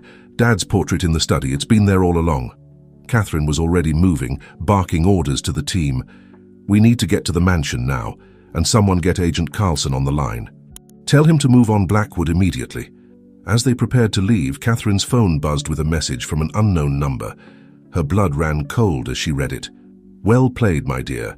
But remember, in chess, the queen is the most powerful piece. See you soon. V." Catherine showed the message to Maxwell, a new worry creasing her brow. Vanessa, but she's supposed to be in custody." Maxwell's face hardened. "It seems we have another player in the game. Come on, we need to move." As they rushed out of the facility, Catherine couldn't shake the feeling that they were racing not just against Blackwood, but against time itself. The final pieces of the puzzle were falling into place, but with each revelation, the stakes grew higher. Across the city in a luxurious penthouse, a woman watched the unfolding events on multiple screens. Vanessa, her beauty undiminished by her time in hiding, smiled coldly as she saw the Thorntons spring into action. "That's right," she murmured. "Run along, little pawns. The real game is just beginning." She turned to a shadowy figure in the corner of the room. "Is everything in place?" The figure nodded silently. Vanessa's smile widened. "Excellent. It's time to show Blackwood, the Thorntons, and the world what real power looks like."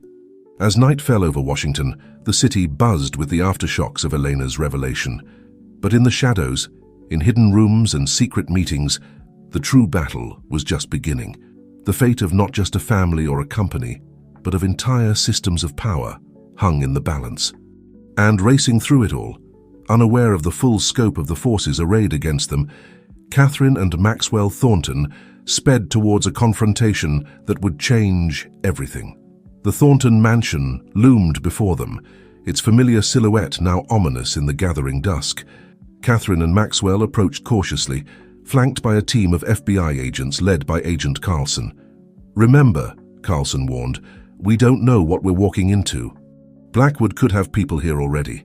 Catherine nodded grimly, her hand instinctively reaching for the comforting presence of her brother beside her. As they entered the foyer, the house seemed to hold its breath, shadows lurking in every corner. "The study," Maxwell said, his voice barely above a whisper. "Dad's portrait is there." They moved swiftly through the house, every creak of the floorboards setting their nerves on edge. As they reached the study door, Catherine paused, her hand on the knob. "Ready?" she asked, looking at Maxwell. He nodded, steeling himself. "Let's finish this." The door swung open, revealing the familiar space, the leather chairs, the floor-to-ceiling bookshelves, and there, above the fireplace, their father's portrait. But they weren't alone. "Welcome home, darlings," a silky voice purred from the shadows. Vanessa stepped into the light, as elegant and deadly as ever. "I've been expecting you." Before anyone could react, the room erupted into chaos. FBI agents swarmed in, guns drawn, but Vanessa merely smiled, raising a small device in her hand. "I wouldn't, if I were you," she said calmly, "unless you want to trigger some rather nasty surprises I've left around the city." Agent Carlson signaled his team to stand down, his face a mask of frustration. "What do you want, Vanessa?" Her laugh was like ice. "Want?" "My dear agent, I want what I've always wanted. Everything. But for now I'll settle for what's hidden in that portrait." Catherine's mind raced. How did Vanessa know about the portrait? And where was Blackwood in all of this? As if reading her thoughts, Vanessa's smile widened. "Oh, Thomas sends his regrets. He's a bit tied up at the moment. It seems Elena's little performance didn't go quite as planned." Maxwell stepped forward, his voice hard.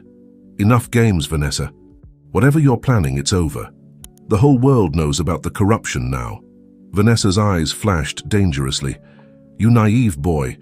Do you really think exposing a few dirty deals changes anything? The system doesn't break that easily. It adapts. It evolves.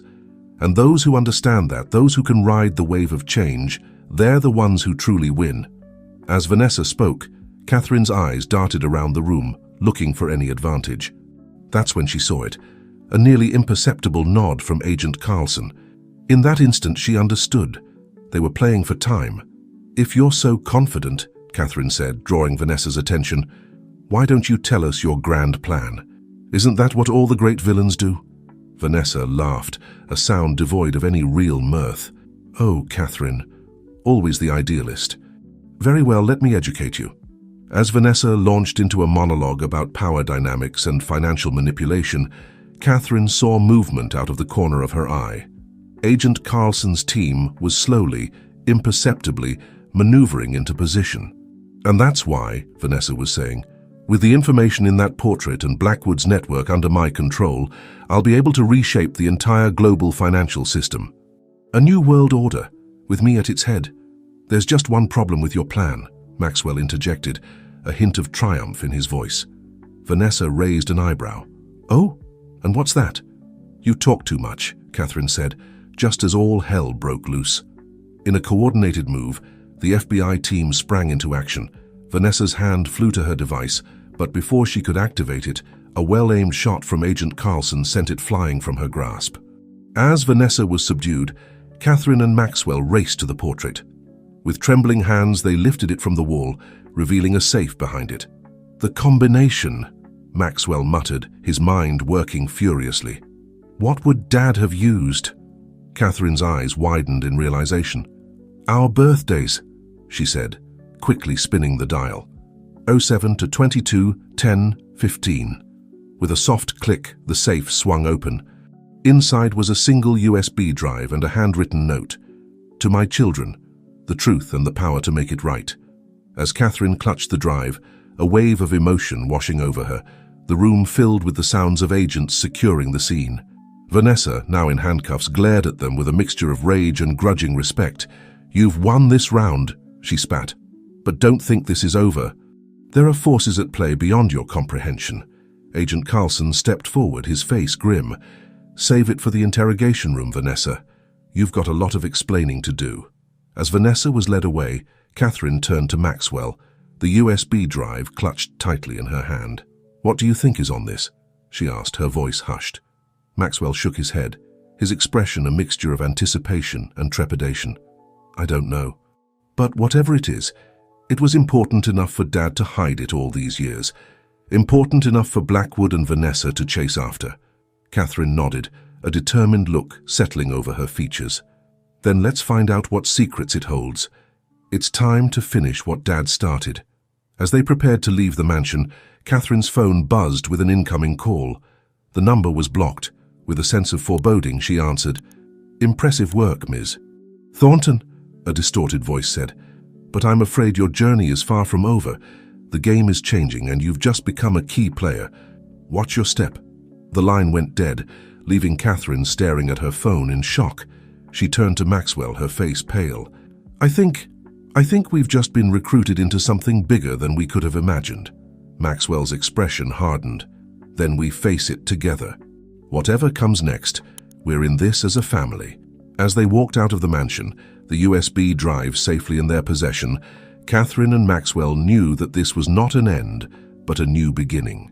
The corruption they had exposed, the network they had disrupted, it was just the tip of the iceberg. In offices and boardrooms, in the shadowy corners of the internet and the corridors of power, forces were aligning. The game was indeed changing, evolving into something far more complex and dangerous than they had ever imagined. But as the Thornton siblings stepped into the uncertain future, they carried with them the strength of their bond, the legacy of their father, and a determination to see justice done no matter the cost.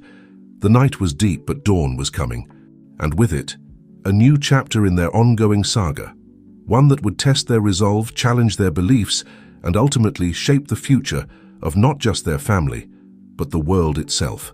The secure room in the FBI headquarters hummed with anticipation as Catherine inserted the USB drive into a specially isolated computer system. Maxwell stood beside her, his hand on her shoulder, a gesture of support and shared anxiety. Agent Carlson and a team of cybersecurity experts watched intently, ready to analyze whatever secrets the drive might hold. As the contents of the drive populated the screen, a collective gasp filled the room. Folders upon folders of documents, spreadsheets, and encrypted files stretched out before them, a digital treasure trove of information. "My God," Maxwell breathed, his eyes wide. Dad was thorough. Catherine nodded, her throat tight with emotion. He was always meticulous. Even in this, it seems. Agent Carlson leaned in, his brow furrowed.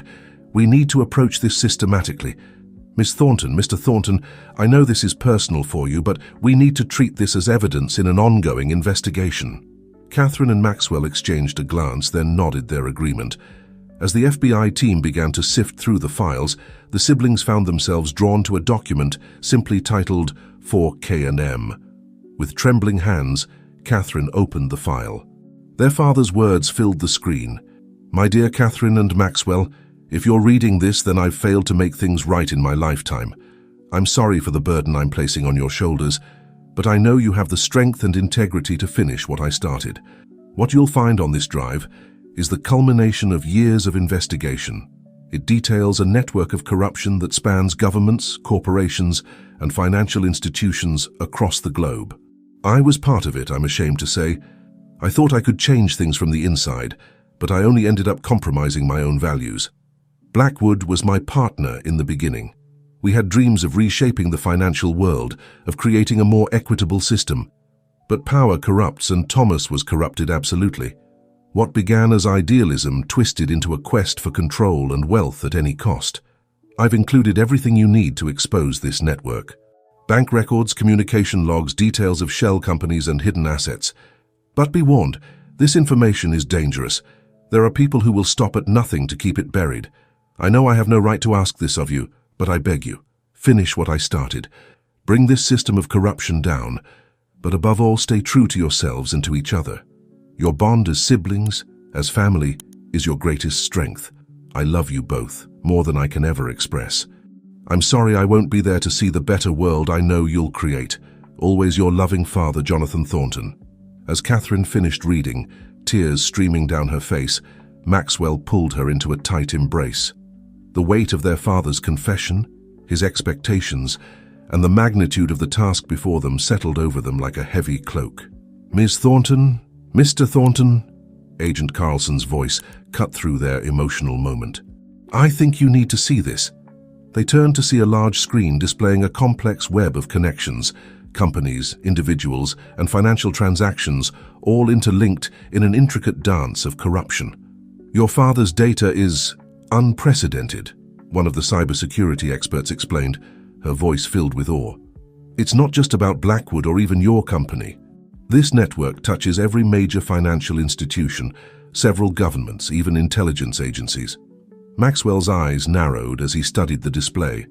Some of these names, they're people currently leading anti-corruption efforts, senators, regulators, even judges. Catherine nodded grimly. The perfect cover. Who would suspect the ones supposedly fighting corruption? As the implications of their discovery sank in, alarms suddenly blared throughout the facility. Red warning lights flashed as panicked shouts filled the air. "We're under attack," one of the technicians yelled. "Someone's trying to breach our firewalls." Agent Carlson sprang into action, barking orders to his team. "Lock it down, isolate the system." In the chaos, Catherine's phone buzzed with an incoming message. Her blood ran cold as she read it. "Did you really think it would be that easy? The game is just beginning. TB. She showed the message to Maxwell, whose face hardened with determination. "He's scared," Maxwell said. "We've got him on the run." As the FBI team fought to repel the cyber attack, Catherine and Maxwell huddled together, their minds racing with the enormity of what they'd uncovered and the challenges that lay ahead. "What do we do now?" Catherine asked, her voice barely above a whisper. Maxwell squeezed her hand reassuringly. "We do what Dad asked. We finish what he started. But we do it our way." Catherine nodded, a steely resolve settling over her features. Together. As the alarms continued to blare and the facility buzzed with frantic activity, the Thornton siblings stood united, ready to face whatever came next. They had the truth, they had each other, and they had a mission.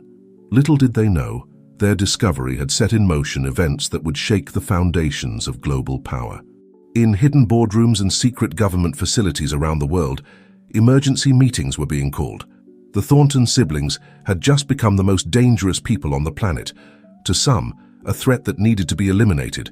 To others, a beacon of hope in a corrupt world. The stage was set for a battle that would span continents, challenge the very nature of finance and governance, and test the limits of family, loyalty, and justice. The Thorntons had opened a digital Pandora's box, and the forces of corruption would stop at nothing to close it. But Catherine and Maxwell were ready. The legacy of their father, the strength of their bond, and their unwavering commitment to the truth would be their weapons in the war to come. The world was about to change, and they were at the heart of the storm. The next 48 hours passed in a blur of activity.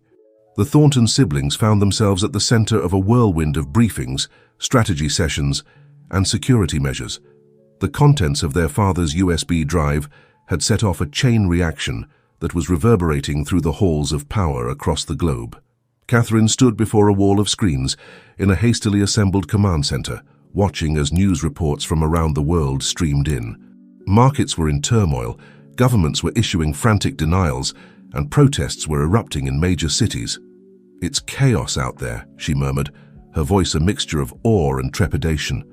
Maxwell joined her, his face etched with concern. "And it's only going to get worse before it gets better. We've opened Pandora's box, Kathy. There's no closing it now. Agent Carlson approached, his usually composed demeanor showing signs of strain. We've got a situation, he said grimly. Several key witnesses have gone dark, and we're getting reports of unusual financial activities, massive transfers, accounts being emptied. They're going to ground, Maxwell realized, trying to hide their assets before we can freeze them. Catherine's mind raced, recalling patterns she'd seen in the data from the USB drive. We need to move faster. Every minute we delay gives them more time to cover their tracks. As if in response to her words, one of the technicians called out, "We've got a hit. One of the shell companies identified in the Thornton data just made a large transfer to an account in the Cayman Islands." "Track it," Carlson ordered. "I want to know where every penny ends up." While the FBI team scrambled to follow the money trail, Catherine pulled Maxwell aside. "We can't just play defense," she said in a low voice. "We need to take control of the narrative before Blackwood or someone else does." Maxwell nodded, understanding immediately. "You're thinking of going public? It's risky, Kathy. We'd be painting targets on our backs." "We already have targets on our backs," Catherine countered. "At least this way we control the message. We tell the world the truth, all of it." After a moment's hesitation, Maxwell agreed. "You're right. But we do this smart. We need a platform that can't be easily shut down or discredited." As the siblings began to formulate their plan, Sarah burst into the room, her face flushed with excitement. "You need to see this," she said, gesturing to one of the screens. The news feed showed Thomas Blackwood at an emergency press conference, his usual smooth demeanor noticeably ruffled. "And I want to assure the public that these allegations are completely unfounded," Blackwood was saying, his voice strained. "Thornton Enterprises is engaged in a desperate attempt to distract from their own misdeeds. I call on the authorities to investigate." "He's trying to get ahead of the story," Maxwell said, his jaw clenching, "painting us as the villains."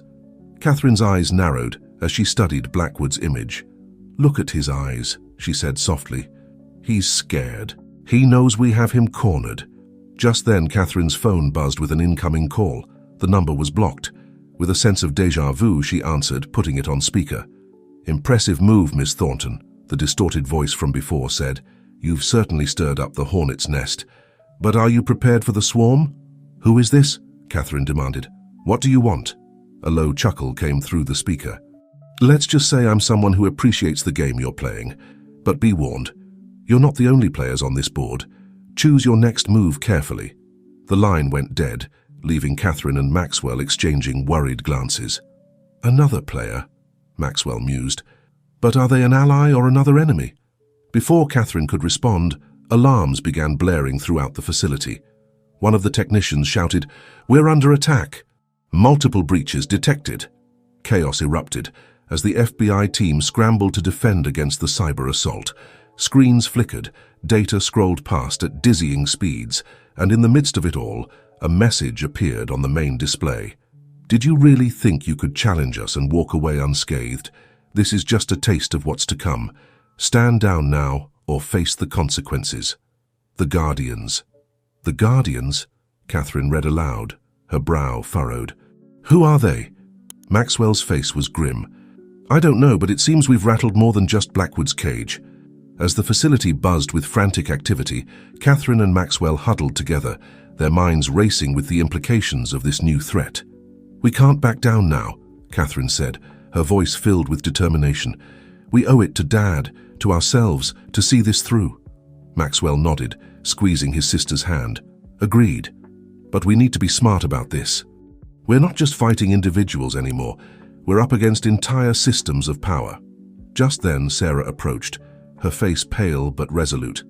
"I think I might have a solution to our platform problem," she said. "I have a contact, an underground journalist with a massive encrypted network. If we can get our story to her, she can blast it out to millions of people simultaneously. No one would be able to stop it." Catherine and Maxwell exchanged a look, a silent understanding passing between them. This was it, the point of no return. "Do it," Catherine said firmly. "It's time the world knew the truth." As Sarah hurried off to make the arrangements, the Thornton siblings turned back to the chaos unfolding before them. The facility was a hive of activity, with agents and technicians fighting digital fires on multiple fronts. In that moment, Standing amidst the storm they had unleashed, Catherine and Maxwell felt the weight of their father's legacy, the expectations of a world hungry for justice, and the looming threat of forces they were only beginning to understand. But they also felt something else, a sense of purpose, of righteous determination. They had started this fight, and they would see it through no matter the cost. As the alarms continued to blare, and the world outside roiled with the aftershocks of their revelations, Catherine and Maxwell Thornton stood united, ready to face whatever came next. They had opened Pandora's box, and now they would have to deal with what emerged, both the horrors and the hope. Little did they know their next move would not just change their lives, but potentially the course of history itself. The stage was set for a confrontation that would span the globe, challenge the very foundations of power, and test the limits of their resolve.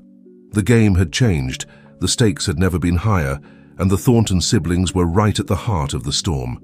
The underground bunker hummed with nervous energy as Catherine and Maxwell Thornton prepared for what could be the most significant moment of their lives. Surrounded by a team of trusted allies, including Sarah and a handful of FBI agents led by Carlson, they were about to unleash a torrent of truth upon the world. Mira Chen, the underground journalist Sarah had contacted, sat at a complex array of computers, her fingers flying over the keyboards as she made final preparations. Her reputation for exposing corruption and protecting her sources had made her a legend in certain circles, and now she was about to facilitate the biggest story of her career. "Are you sure about this?" Maxwell asked, his voice low as he turned to Catherine. "Once we do this, there's no going back." Catherine nodded, her eyes reflecting a mixture of determination and apprehension. "We have to, Max. It's what Dad would have wanted. It's what the world needs." As they spoke, Mira's voice cut through the tension. "We're ready, the network is primed, and I've got confirmation from relay points across 6 continents. Whatever you send out will hit every major social media platform, news outlet, and government inbox simultaneously. It'll be impossible to suppress." Catherine took a deep breath, squeezing Maxwell's hand for support. "Let's do this." With a nod from the Thorntons, Mira began the upload. The screens around them came alive with scrolling data, showing the massive information dump as it spread across the globe like a digital tsunami.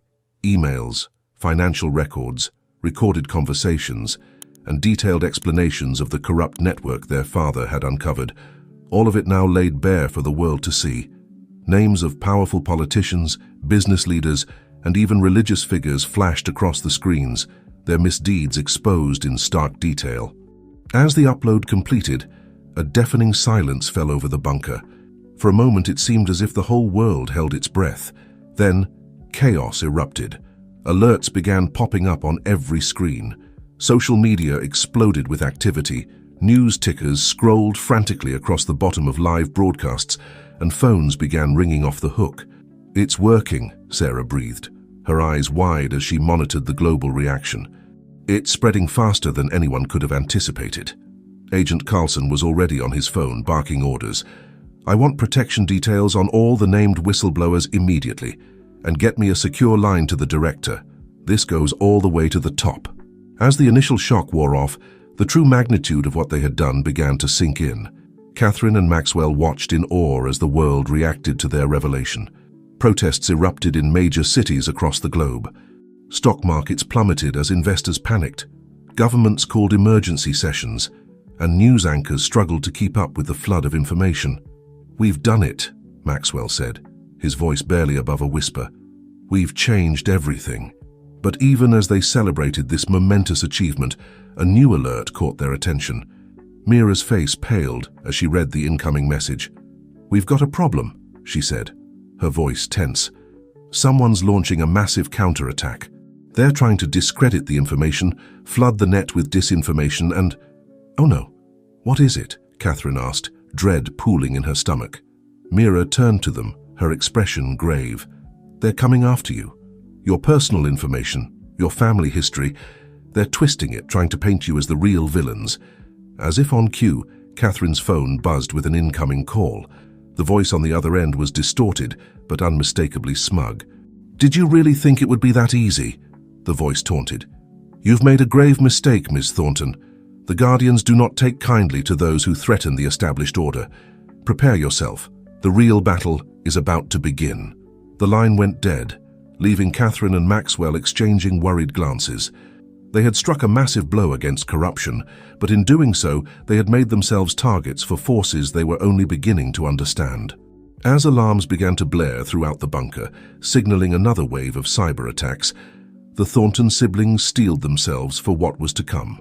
They had unleashed the truth, and now they would have to face the consequences, both the triumphs and the trials that lay ahead. The world was changing, power structures were crumbling, and at the center of it all stood Catherine and Maxwell Thornton, ready to fight for the future they believed in, no matter the cost. As the world reeled from the Thorntons' revelations, Catherine and Maxwell found themselves at the eye of a global storm. The underground bunker, once a haven of secrecy, now buzzed with frantic activity as they struggled to stay ahead of the chaos they had unleashed. Screens lined the walls, each displaying a different facet of the unfolding drama. News channels from around the world competed for the most shocking headlines.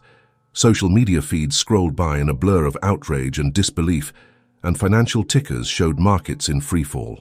London Stock Exchange has suspended trading, Sarah reported, her eyes glued to one of the monitors. New York and Tokyo are on the brink of following suit. Maxwell nodded grimly. It's going to get worse before it gets better. We knew this would shake the foundations of the global economy.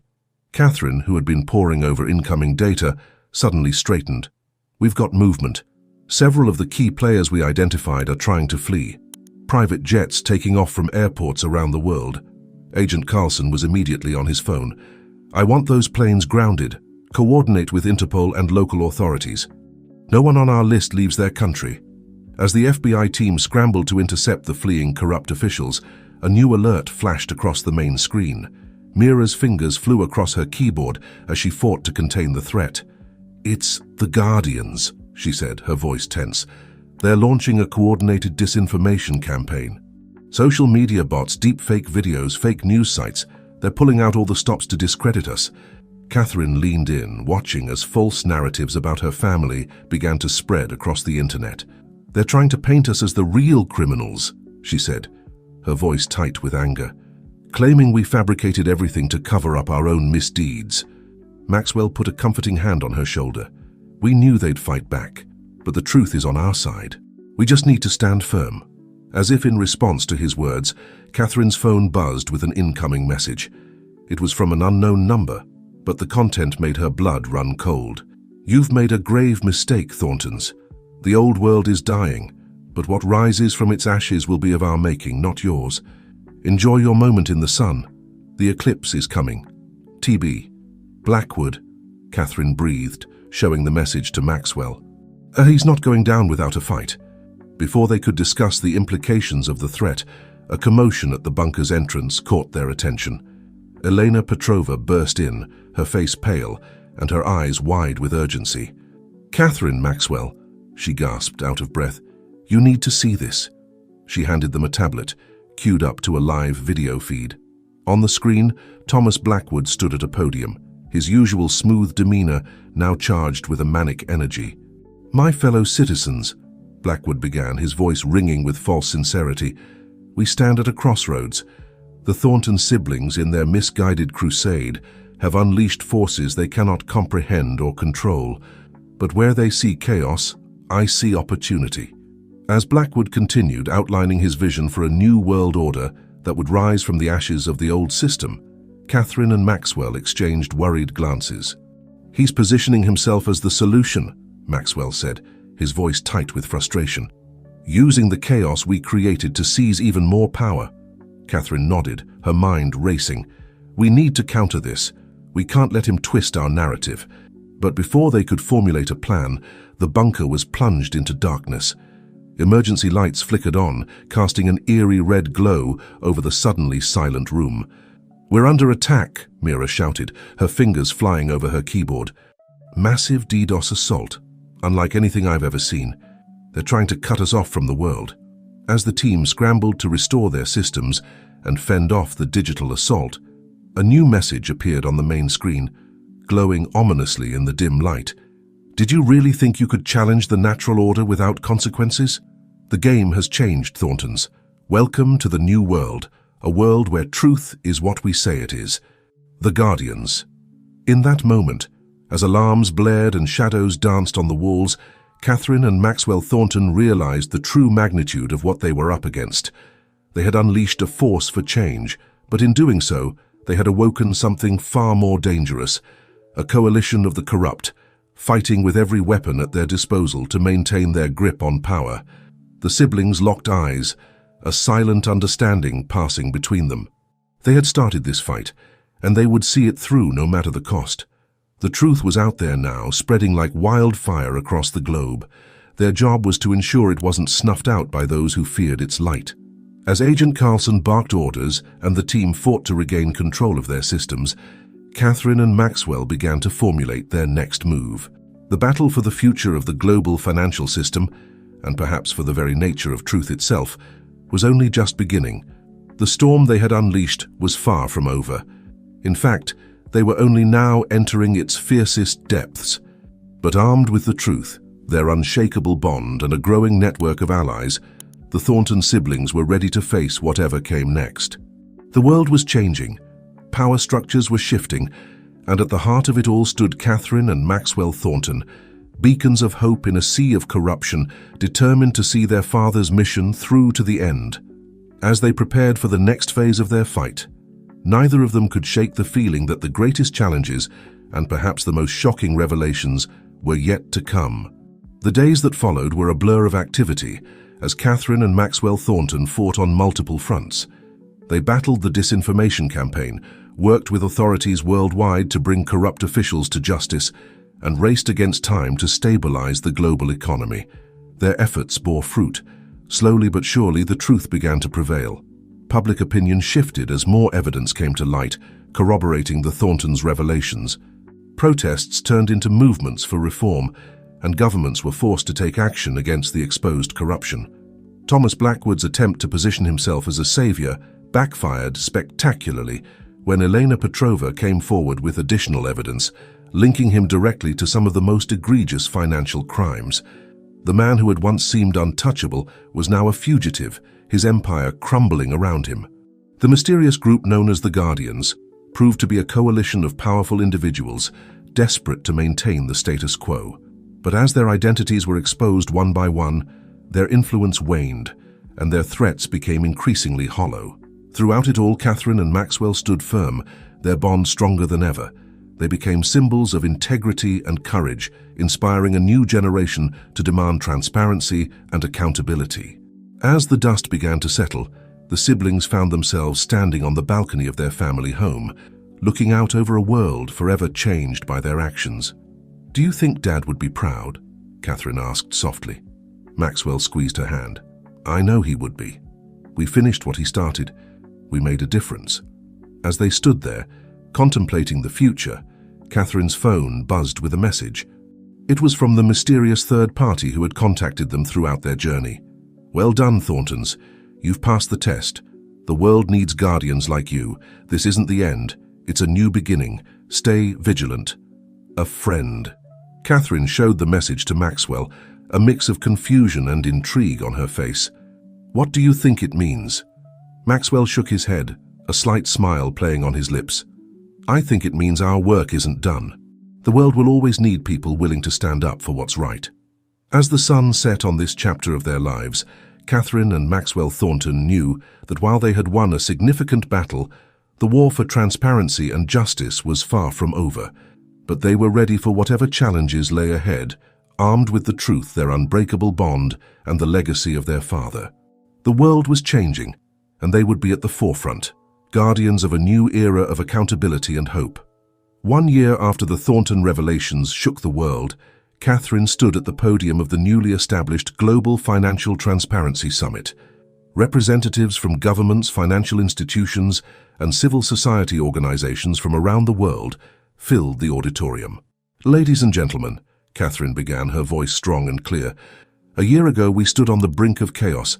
Today we stand at the dawn of a new era, an era of transparency, accountability, and true financial justice."